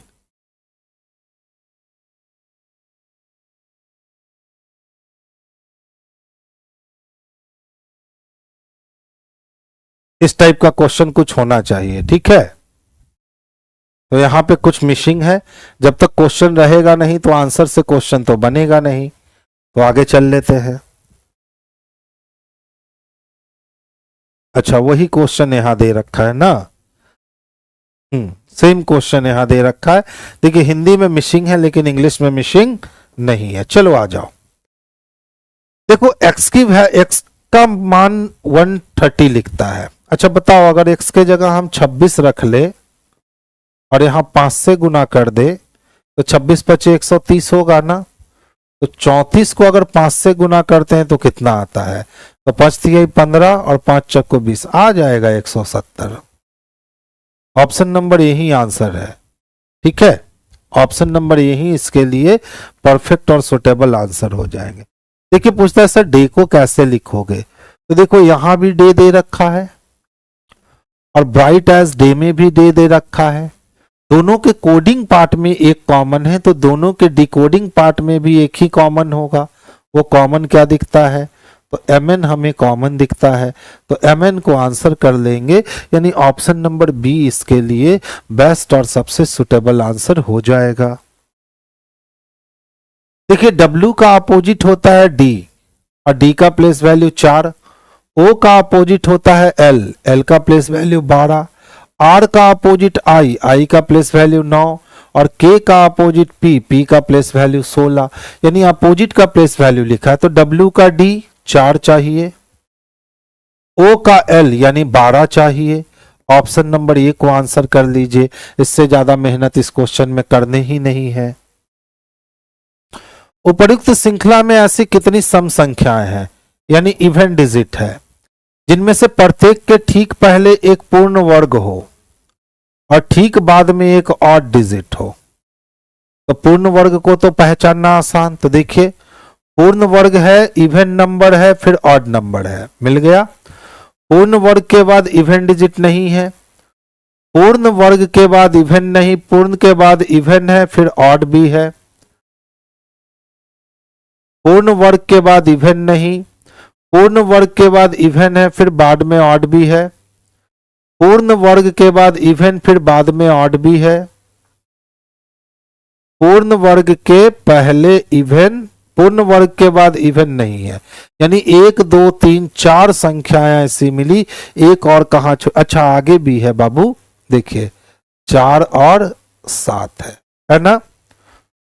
तो पूर्ण वर्ग के बाद इवन नंबर चाहिए, तो एक भी तो पूर्ण वर्ग है, तो पूर्ण वर्ग के बाद इवन नंबर चाहिए, उसके बाद एक ऑड नंबर चाहिए। तो 4 और 1 अब कितना हो गया, तो 5 हो गया। यानी ऑप्शन नंबर ए जो है ना, यही इसके लिए बेस्ट और सबसे सुटेबल आंसर होगा, क्योंकि एक भी पूर्ण वर्ग ही है।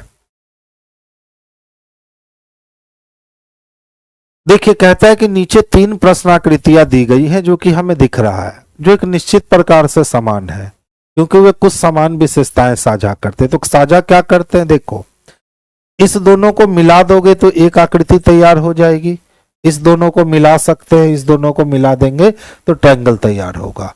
तो अब ढूंढना है जो समान विशेषता हासिल करेंगे। ए तो नहीं होगा, डी भी नहीं होगा।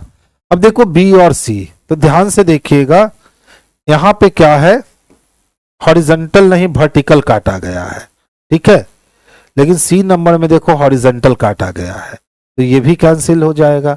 इसी में से वर्टिकल काटे गए हैं, तो ऑप्शन नंबर बी जो है ना, यही इसके लिए बेस्ट और सबसे सुटेबल आंसर हो जाएगा। अच्छा प्रश्न था। अच्छा देखो 65, ठीक है। पहले हमने क्या किया कि एक ये लाइन हटा दिया और एक ये लाइन हटा दिया, दो लाइन हटा दिया, बाकी छोड़ दिया। और इसमें से क्या किया कि एक ये लाइन हटा दिया गया, ठीक है, और इस वाले लाइन को खींच के हम इधर ले आए हैं। क्या हुआ भैया, आज सिर्फ मार्कर हमारे हाथ से छूट रहा है।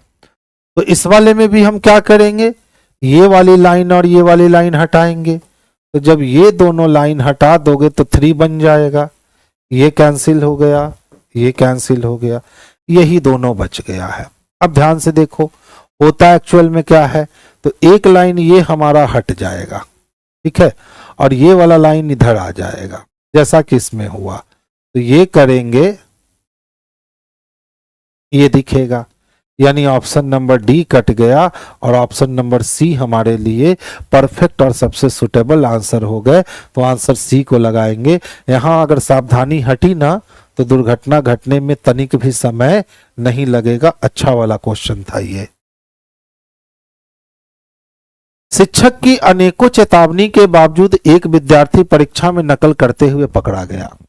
तो बार बार शिक्षक जो है वो चेतावनी दे रहे हैं, लेकिन फिर भी एक विद्यार्थी नकल करता हुआ पकड़ा गया।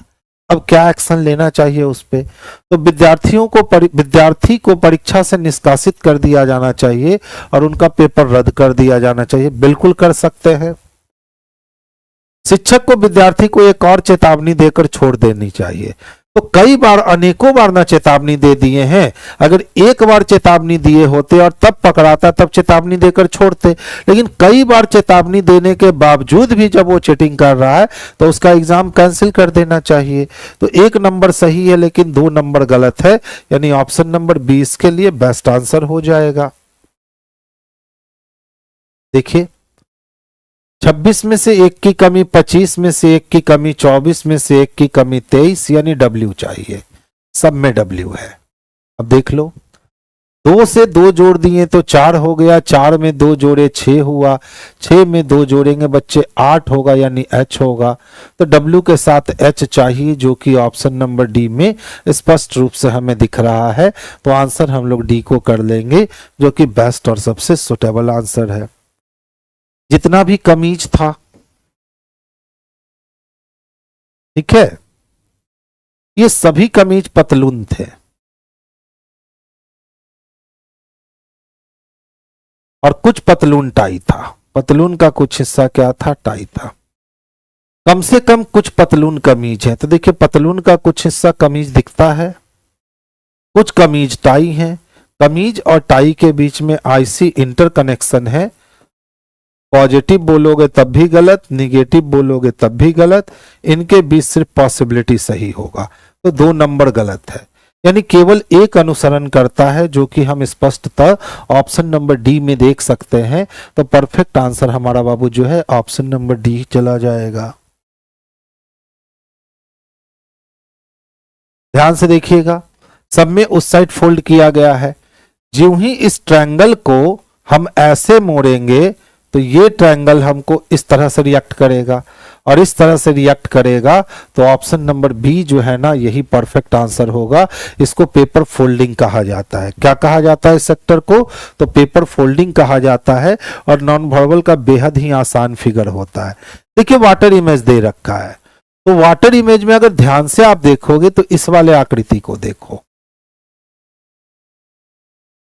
ये वाली आकृति ऊपर से नीचे आ जाएगी।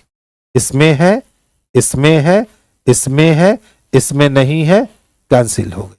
अब देखो ये डंडा जो आपको ऊपर दिख रहा है ना, वो नीचे दिखने लगेगा, जो कि सब में है। अब ये वाला जो है ना ये ऊपर चला जाएगा, तो ऊपर देखो तो इसमें है, इसमें रॉन्ग साइड आ गया है कैंसिल, इसमें रॉन्ग साइड आ गया है कैंसिल। यही हमारा आंसर हो गया, यानी ऑप्शन नंबर ए को छोड़कर कोई आंसर नहीं हो सकता है। तो परफेक्ट आंसर बच्चे हम ऑप्शन नंबर ए को करेंगे, जो कि बेस्ट होगा। नीचे दिए गए शब्द को अर्थपूर्ण क्रम में व्यवस्थित कीजिए। सप्ताह, प्रतिदिन, महीना और घंटा, वार्षिक। तो सबसे पहले क्या आएगा, घंटा आएगा। घंटा से आगे जाएंगे तो प्रतिदिन होगा, उससे आगे सप्ताह होगा, उसके आगे महीना होगा और सबसे बड़ा वार्षिक होगा। 4 2 1 3 5 चाहिए। 4 2 1 3 5 किस में दे रखा है, तो ऑप्शन नंबर बी में दे रखा है। तो परफेक्ट और सुटेबल आंसर बाबू हम ऑप्शन नंबर बी को करेंगे, जो कि बेस्ट आंसर होंगे। देखिए संख्या क्या है हमारे पास, 4 8 3 5 1 7 6 है। प्रत्येक विषम अंक में एक जोड़ा जाए, तो जितना भी विषम अंक है उसमें आप एक जोड़ दीजिए। और फिर कहता है प्रत्येक सम अंक में 2 घटा दीजिए।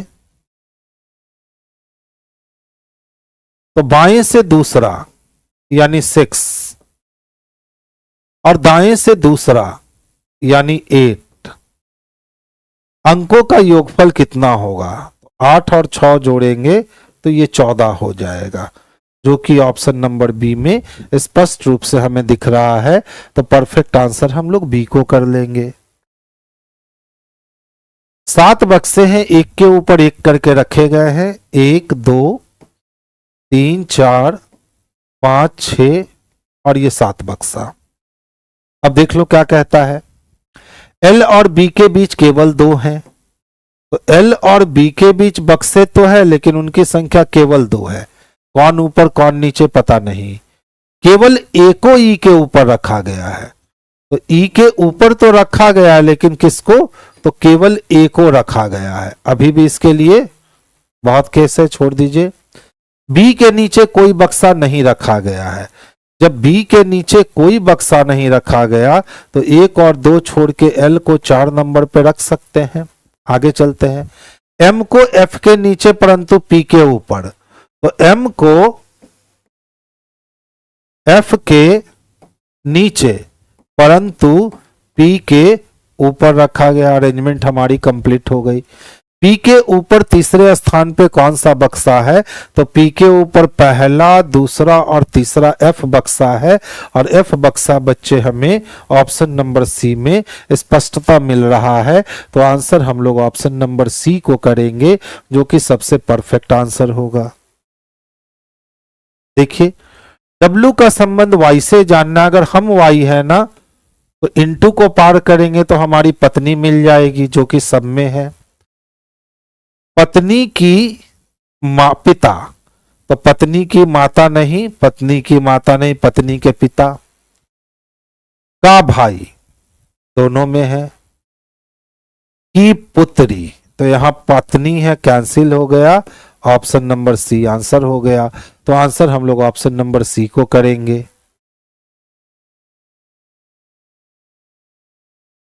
देखिए एक ही पासे को 3 बार घुमाया है, कहता है त्रिभुज के विपरीत बताओगे क्या होगा।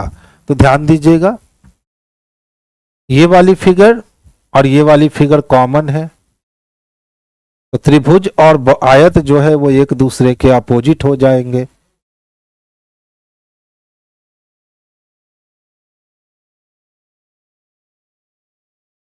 देखिए एक को अगर हम 2 से गुना करते हैं तो 2 मिलता है, 2 को 2 से गुना करते हैं तो 4 मिलता है, 4 को 2 से गुना करते हैं तो 8 मिलता है। तो 8 को अगर 4 से गुना करेंगे ना बाबू तो 32 मिलेगा, जो कि ऑप्शन नंबर ए में दे रखा है। तो परफेक्ट और सुटेबल आंसर हम 32 को कर लेंगे। अच्छा बताओ, अगर हम यहाँ एल के पी रखते हैं तो 12 से 21 होने का मतलब है कि 9 बढ़ जाएगा। तो अगर हम 16 में 9 बढ़ाते हैं तो 16 9 25, यहां 25 नहीं है, यानी एल नहीं रख सकते हैं। खत्म कर दो काम। अच्छा बताओ, हम एम रखते हैं, यू रखते हैं और पी रखते हैं, तो 13 में 8 जोड़ेंगे तो 21 होगा, तो 16 और 8 कितने हो जाएंगे, तो 24, यानी x चाहिए, ये भी खत्म हो गया। नेक्स्ट को रखिए। अच्छा, हम लोग W रखते हैं, क्या रखते हैं, WUP रखते हैं। तो 23 से 21 जाने के लिए 2 की कमी 14 होने चाहिए, है 14। अब 21 से 19 के लिए 2 की कमी, तो 14 में 2 12 है 12, और 16 से 14 होने के लिए 2 की कमी, तो 9 में 2 7। ऑप्शन नंबर बी जो है यही इसके लिए परफेक्ट और सबसे सुटेबल आंसर हो जाएगा। तो आंसर हम लोग बी को कर लेंगे। कहता है नीचे दी गई 3 आकृति एक निश्चित तरीके से समान है और एक विशेषता साझा करती है, कौन है जो विशेषता साझा नहीं करती है, देख लो। 3 लाइन सेगमेंट से मिलके H बना, 3 लाइन सेगमेंट से मिलके I बना, और 3 लाइन सेगमेंट से मिलके A बना। यानी ऐसा फिगर तलाशना है जो 3 लाइन सेगमेंट से मिलकर बना हो, तो Y ही 3 लाइन सेगमेंट से मिलकर बना है, तो ऑप्शन नंबर A उसके जैसा रिएक्ट करता है, तो आंसर हम लोग A को कर लेंगे। अच्छा प्रश्न था।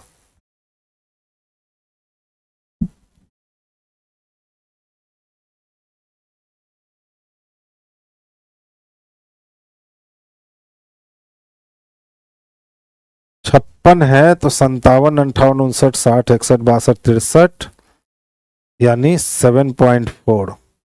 84, 85, 86, 87, 88, 89, 90, 91।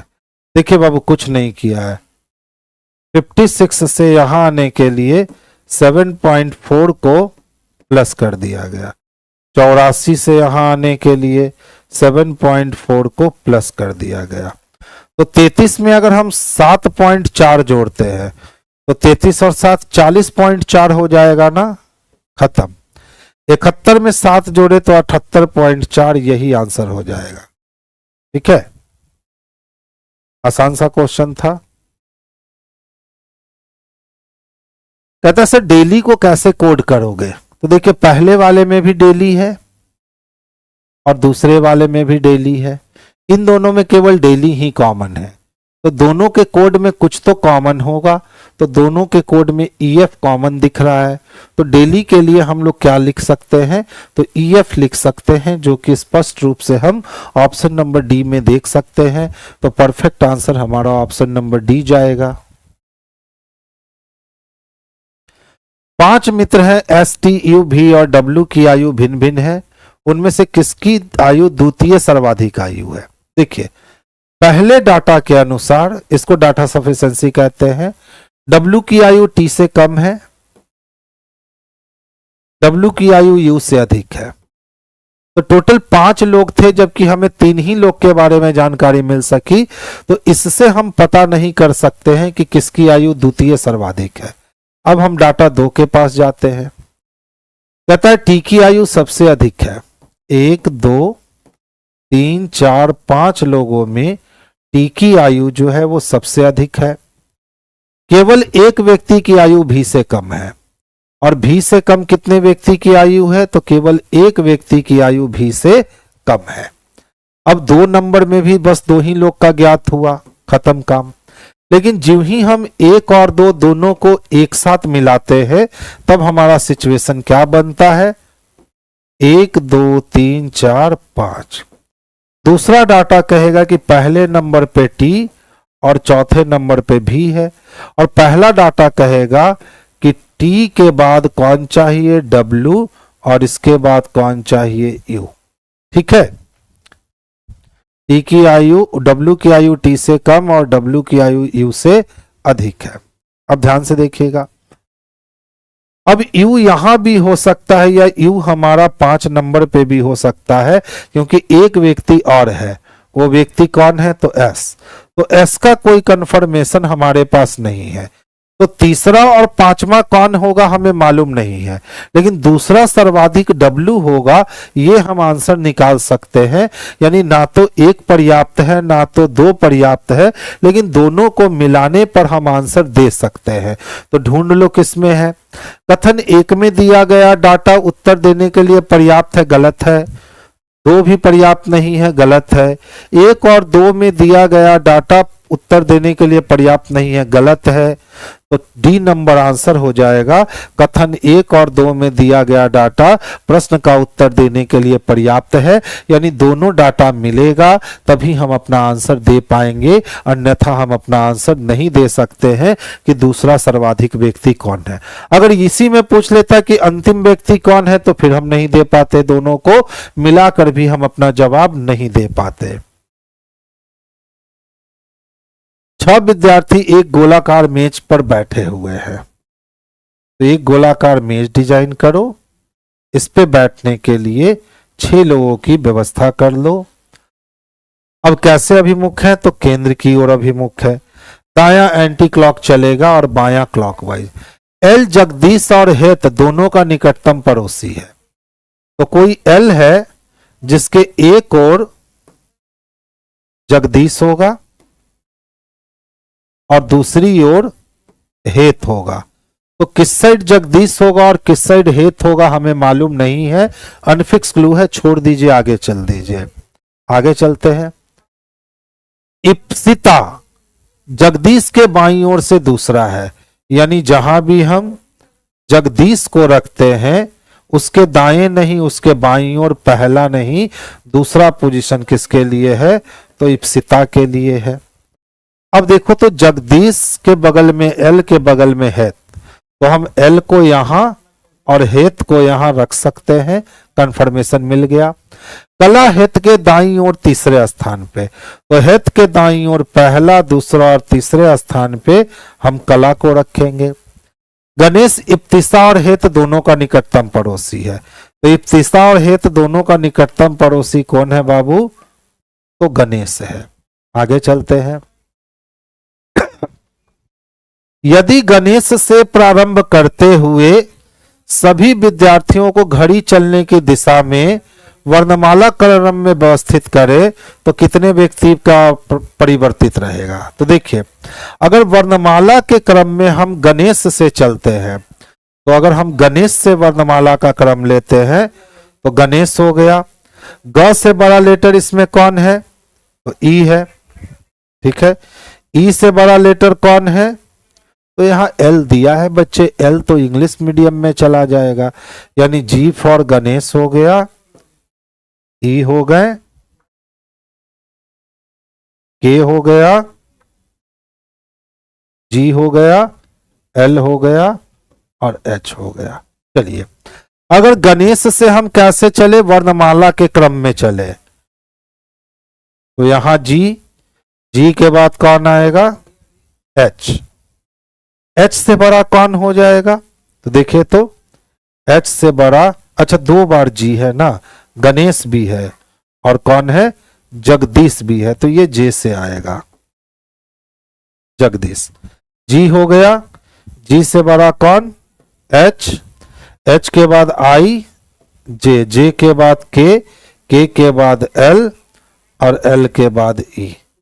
तो देखिए, केवल एक ही व्यक्ति है जिसका स्थान नहीं बदलेगा, वो है एल, बाकी सब का स्थान बदल चुका होगा।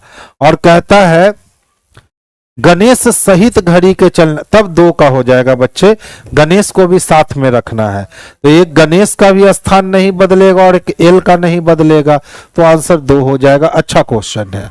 अगर गणेश को छोड़कर कहता तो सिर्फ एल का स्थान नहीं बदलता, लेकिन गणेश को साथ में रख के चलेंगे ना तो 2 लोग का स्थान नहीं बदलेगा और बाकी सब का स्थान जो है वो अपरिवर्तित रह जाएगा।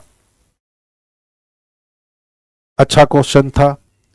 अच्छा बताओ क्या दे रखा है, तो 17 है, 17 के बाद 22 है, 22 के बाद 37, फिर 62, फिर 97। अगला पूछता है सर क्या आएगा, 2 पदों के बीच का हमको अंतर निकालना है। तो देखिए 3 इधर 2 इधर यानी 5 बढ़ गए, 7 में से 2 गया 5 यानी 15 बढ़ गए, 12 में से 7 गया यानी 5 और 5 में से 3 2 यानी 25 बढ़ गए।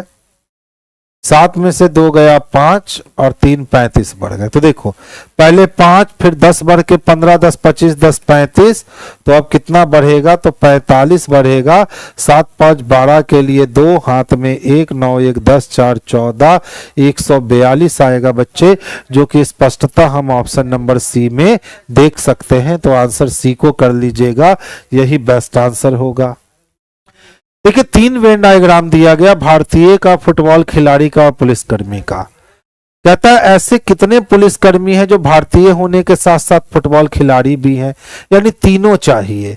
तो तीनों में केवल 2 इंडिकेट कर रहा है, यानी ऑप्शन नंबर बी हमारे लिए परफेक्ट आंसर हो जाएगा।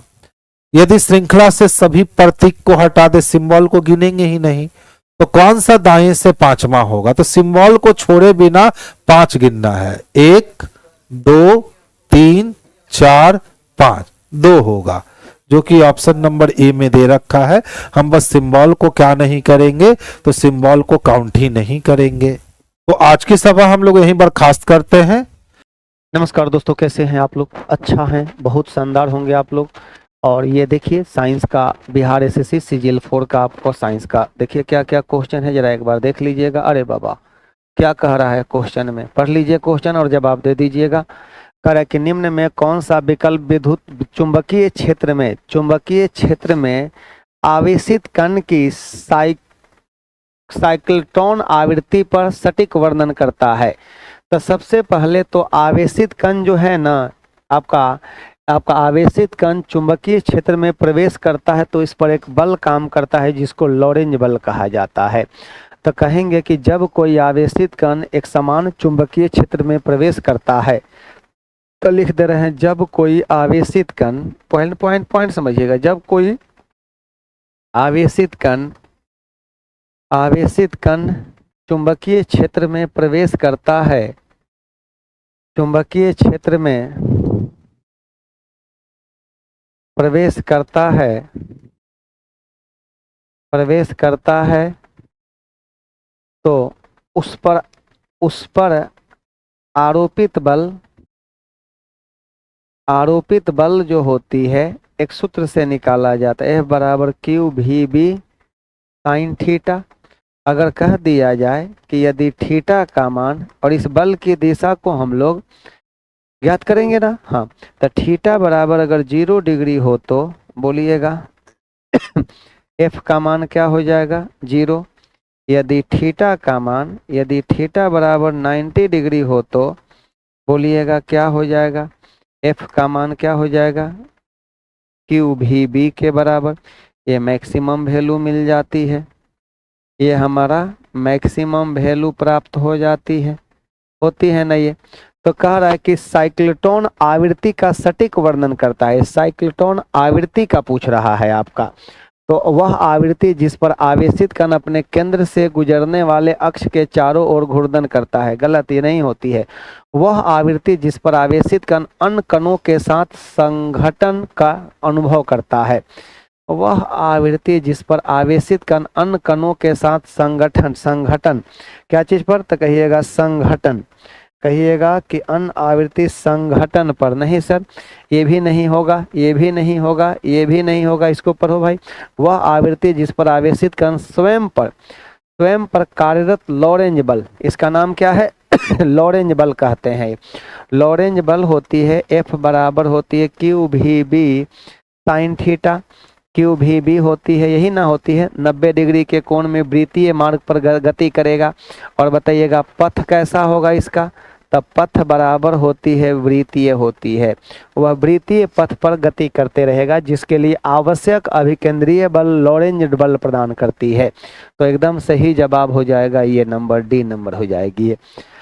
लीजिए अगले नंबर पर आ जाते हैं, क्या है, मानव में लिंग गुण सूत्रों के वंशानुक्रम के संदर्भ में निम्नलिखित में कौन सा कथन सही है। तो लो भाई कौन सा कथन सही है, सबसे पहली बातें तो आप लोग ये बातें बता दीजिएगा। कह रहा है कि यहाँ पर लिंग गुण सूत्रों की बात करते हैं, तो कहिएगा सेक्स क्रोमोजोम की बात करते हैं, सेक्स क्रोमोजोम की बात करते हैं, या इसी का नाम है हमारा एलोसोम्स की बात करते हैं, कहिएगा 1 पेयर होती है, 1 पेयर होती है। और 1 पेयर में देखिएगा तो मेल के लिए होती है एक्स वाई होती है, और फीमेल के लिए होती है, फीमेल के लिए होती है एक्स एक्स होती है। तो बताइएगा यहाँ पर मेल फीमेल का तो कोई भी एक्स जाएगा, तो ये तो जिम्मेवार नहीं होगी। इसका अगर x जा रहा है तो यहाँ पर इसका x और इसका x आ जाएगा, तो कहिएगा कि गर्ल होगा। अगर ये y, तो लिंग निर्धारण के लिए कौन जिम्मेवार है? मनुष्यों में लिंग गुण सूत्रों के वंशानुक्रम के संदर्भ में निम्नलिखित में कौन सा कथन सही है? वंशानुक्रम के संदर्भ में लो भाई, करे कि सभी बच्चों को अपनी माता से वाई नहीं, वाई थोड़े होता है, पिता से प्राप्त होती है, माता से नहीं। गलत हो गया, ये गलत हो गया ना।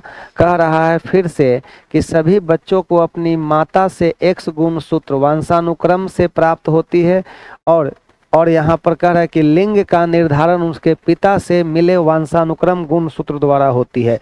सही बात हो गया। कौन नंबर हो गया? बी नंबर ऑप्शन सही हो गया। कौन नंबर हो गया? तब बी नंबर ऑप्शन सही हो गया। बातें समझ गए ना? हाँ, बातें समझ गए होंगे। 56 का बी नंबर ऑप्शन सही हो जाएगी ये।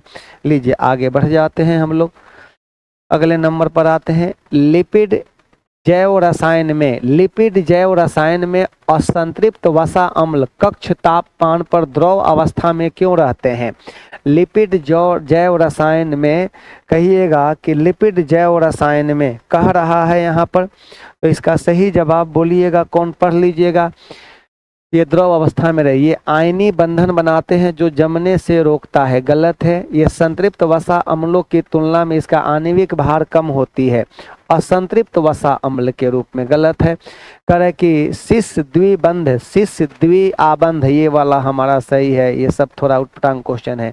सिस द्विआबंध निकुंज उत्पन्न करते हैं, जिससे वंडरवाल अन्योन्य क्रिया कम हो जाती है, वंडरवाल अन्योन्य क्रिया कम हो जाती है। यह द्विआबंध नहीं सर, यहाँ पर हो जाएगा सर, इनके द्विआबंध आणविक सममितता को बढ़ाने के लिए इसमें क्रिस्टल संकुलन कम हो जाती है। नहीं, ये वाला याद रखिएगा, इसके वजह से होती है। 59 का कितना नंबर हो जाएगा? सी नंबर ऑप्शन सही हो गया आपका। 59 का सी नंबर ऑप्शन सही हो जाएगी ये। लीजिए आगे बढ़ जाइएगा आप लोग। यहाँ पर हरित क्रांति के दौरान रासायनिक उर्वरकों का अत्यधिक उपयोग किया गया, उनके अति उपयोग का परिणाम क्या हुआ? रिजल्ट क्या हुआ? तो लो भाई, बाढ़ आ गया कि उच्च कोटि प्रतिरोध हो गया कि मृदा लवणता हो गया कि फसल विविधीकरण हो गया, डाइवर्सिफिकेशन हो गया। तो बताइए इसका सही जवाब कौन हो गया? तो कहिएगा कि मृदा लवणता हो गया, माने कि मृदा लवणता हो गया, माने कि ज़्यादा उर्वरक दिया गया, तो ज़्यादा उर्वरक दिया गया तो सॉइल पर असर पड़ा कि नहीं? तो मृदा और लवणता उत्पन्न हो गया। कौन लवणता? मृदा लवणता उत्पन्न हो गई। मृदा लवणता कौन हो जाएगा आंसर? तो कहिएगा कि लीजिए भाई 60 का सी नंबर ऑप्शन सही हो गया। स्वैच्छिक कार्यों के लिए सुनिश्चित, स्वैच्छिक कार्यों के लिए सुनिश्चितता अंग विन्यास निर्वहन शरीर का संतुलन बनाए रखने के लिए डैश डैश। तो बताइएगा शरीर के संतुलन को बनाए रखने के लिए कौन काम करता है? तो एक होती है हमारा, कहिएगा हिंड ब्रेन होती है। समझिए बात को, कहिएगा हिंड ब्रेन होती है, हिंड ब्रेन का हिस्सा होती है। एक होती है सेरी, CERE बेलम, BELLUM, सेरी बेलम होती है, पॉन्स होती है और मेडुला होती है। मेडुला होती है और ये संतुलन का केंद्र होती है। किसका केंद्र होती है? संतुलन का केंद्र होती है। ये संतुलन का केंद्र होती है। और सही में बता दीजिएगा आप लोग केंद्र होती है, कौन होने वाला है सही जवाब? तो ये बताइएगा कौन सा होती है? सेरिबेलम होती है, जिसको अनुमस्तिष्क कहा जाता है। बी नंबर ऑप्शन सही है। मध्य मस्तिष्क नहीं सर, प्रमस्तिष्क क्या? सेरिब्रम।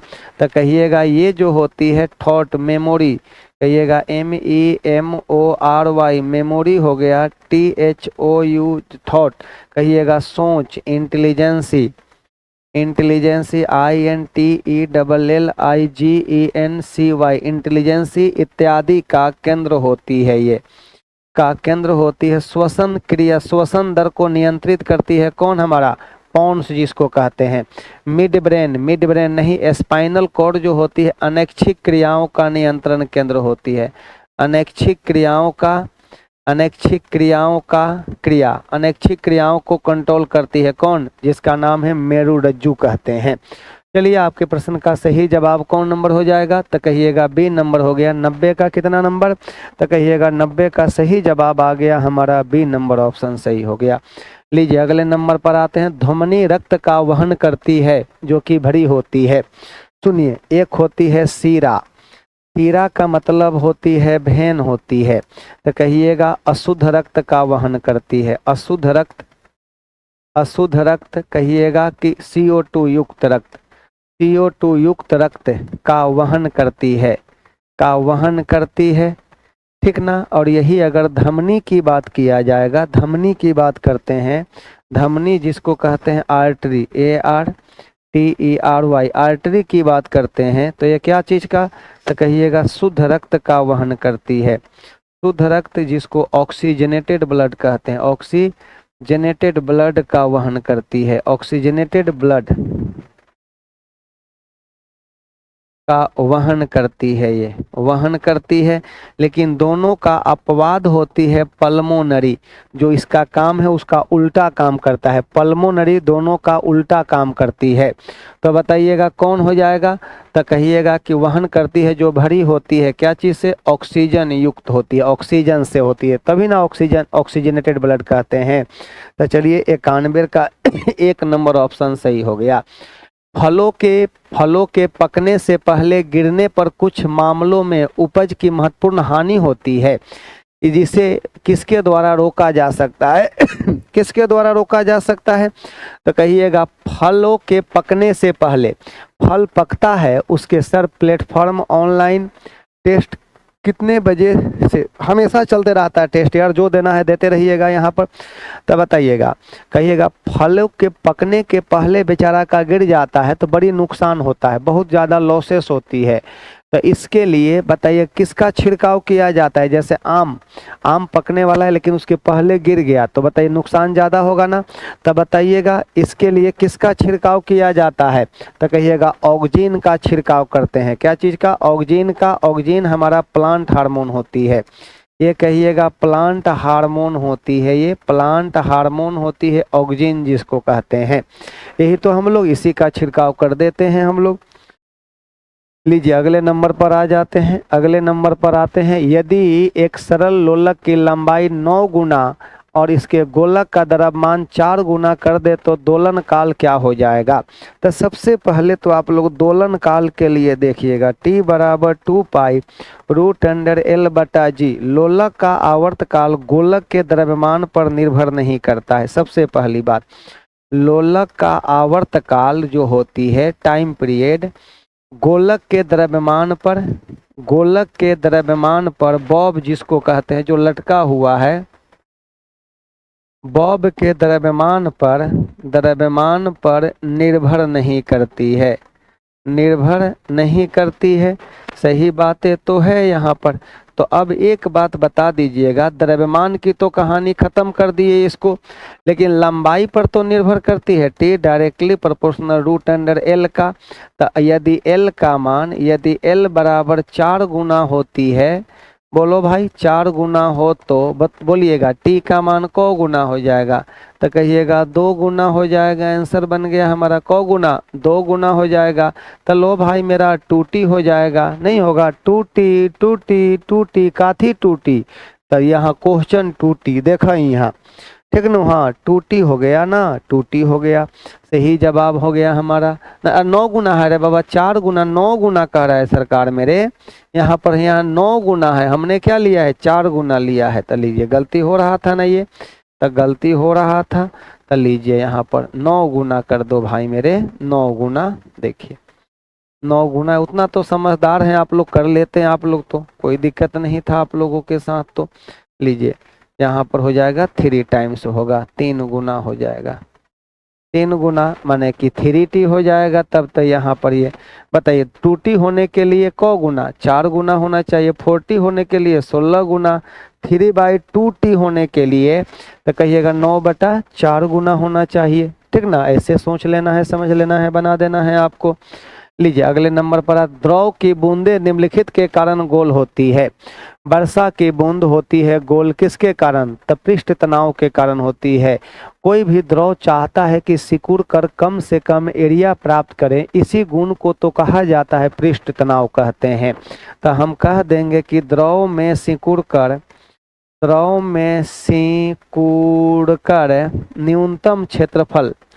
न्यूनतम क्षेत्रफल प्राप्त करने की प्रवृत्ति, न्यूनतम क्षेत्रफल प्राप्त करने की प्रवृत्ति को क्षेत्रफल प्राप्त करने की प्रवृत्ति को सरफेस टेंशन कहा जाता है।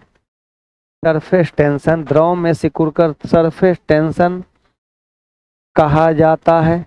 और एक बात बता दीजिएगा, तभी ना कहते हैं कि वर्षा की बूंद गोलाकार होती है। जब ब्रश को पानी से निकाला जाता है तो उसके बाल आपस में चिपक जाता है, किसके कारण? पृष्ठ तनाव के कारण होती है। तो बताइएगा विस्कोसिटी नहीं सर, पृष्ठ तनाव के कारण, सरफेस टेंशन के कारण। ठीक है, हाँ एकदम सही जवाब। निम्नलिखित में कौन सा विकिरण विद्युत चुंबकीय वर्णक्रम का एक अंश है? विद्युत चुंबकीय अल्फा किरण है? तो नहीं सर, अल्फा किरण जो होती है कहिएगा कि धन आवेशित होती है। अल्फा किरण को कहते हैं हीलियम का नाभिक कहते हैं। अल्फा कण को हमारा अल्फा किरण जो अल्फा कण से बना होता है, जिसको हीलियम का क्या बोलते हैं? नाभिक कहते हैं। गलत हो गया, कैथोड कहते हैं। इलेक्ट्रॉन को कहा जाता है। ये बीटा किरण जो होती है इलेक्ट्रॉन होती है, इलेक्ट्रॉन का प्रवाह होती है ये हमारा, ठीक ना। और ये बताइए कैथोड होती है, एनोड। ये देखिए गामा किरण होती है, ये विद्युत चुंबकीय तरंग होती है, उदासीन होती है, न्यूट्रल होती है। और जितना भी विद्युत चुंबकीय तरंग होती है वो उदासीन ही होती है। क्या होती है? उदासीन ही होती है। लीजिए आगे बढ़ जाते हैं। और ये विद्युत चुंबकीय तरंग में कौन कौन आता है? RMI VUXGC जी आता है। आपका रेडियो तरंग आता है, सूक्ष्म तरंग आता है, और रक्त आता है। ये सब का सब विद्युत चुंबकीय तरंग में आती है, इलेक्ट्रोमैग्नेटिक वेव में आती है। तो देखिए RMI VUXG यही ना आता है। तो रेडियो वेव आती है, रेडियो वेव हो गया। ये बताइएगा माइक्रोवेव होती है, माइक्रोवेव होती है, इसी को कहते हैं इंफ्रारेड, इंफ्रारेड होती है। और रक्त तरंग होती है, ये होती है हमारा क्या? विजिबल होती है। ये होती है अल्ट्रा वायलेट होती है। ये एक्स रे होती है, एक्स रे होती है। यहाँ पर हमारा क्या होती है? गामा रे होती है, गामा रे होती है। गामा रे सब का सब विद्युत चुंबकीय तरंग में आता है, ये सब का सब। चलिए 120 नंबर में आ जाइएगा। दिल की छवि बनाने के लिए अल्ट्रासोनिक तरंगों के प्रतिबिंब का उपयोग करने वाली तकनीकी को क्या कहा जाता है? देखिए ECG होती है। कहिएगा हार्ट के लिए होती है, हृदय के लिए होती है। इलेक्ट्रोकार्डियोग्राम कहते हैं। और एगो होती है EEG होती है, तब ब्रेन के लिए इलेक्ट्रोइंसिफेलोग्राम कहते हैं। तो बताइएगा यहाँ पर प्रतिबिंब में बना तकनीकी को क्या कहा जाता है? उस तकनीकी को क्या कहते हैं? तो बता दीजिएगा। सही जवाब कौन हो जाएगा? तो इलेक्ट्रोकार्डियोग्राम हो गया हमारा। कौन हो गया? इलेक्ट्रोकार्डियोग्राफी दिया हुआ है, ग्राम दिया हुआ, तो ग्राफी वाला इलेक्ट्रोकार्डियोग्राफी, इलेक्ट्रोकार्डियोग्राम। तो ग्राफी वाला मारिएगा, ये वाला ग्राफी वाला मारिएगा, तब ग्राम वाला नहीं मारिएगा, तब ग्राफी वाला मारिएगा। ठीक है। आगे बढ़ जाते हैं, नेक्स्ट क्वेश्चन की ओर आ जाते हैं। उष्मा प्रवाह निम्न में से किसके अंतर के कारण होती है? तो कहिएगा कि तापांतर जो होती है, तापमान जो होती है, उष्मा के प्रवाह की दिशा को बतलाता है। तो ये तापों में अंतर होगा तभी ना उष्मा का प्रवाह होगा, उच्च ताप से निम्न तापमान की ओर। तो ये तापांतर हो गया। लीजिए DC जनरेटर में ब्रश को हमेशा कहाँ रखा जाता है? सुनिए, DC जनरेटर में ब्रश को हमेशा MNP पर रखा, MNP magnetic neutral axis, MNP माने क्या? मैग्नेटिक न्यूट्रल अक्ष पर रखा जाता है ताकि स्पार्किंग कम हो। कहिएगा स्पार्किंग कम होने के लिए, स्पार्किंग कम होने के लिए तब ना इफ़िशियंसी इसका ज़्यादा रहेगा, स्पार्किंग कम होगा, इफ़िशियंसी ज़्यादा रहेगी। और ऐसे भी आपका स्पार्किंग जब ज़्यादा होगा तो भैया तब तो दिक्कत है, मोटर को परेशानी हो सकती है।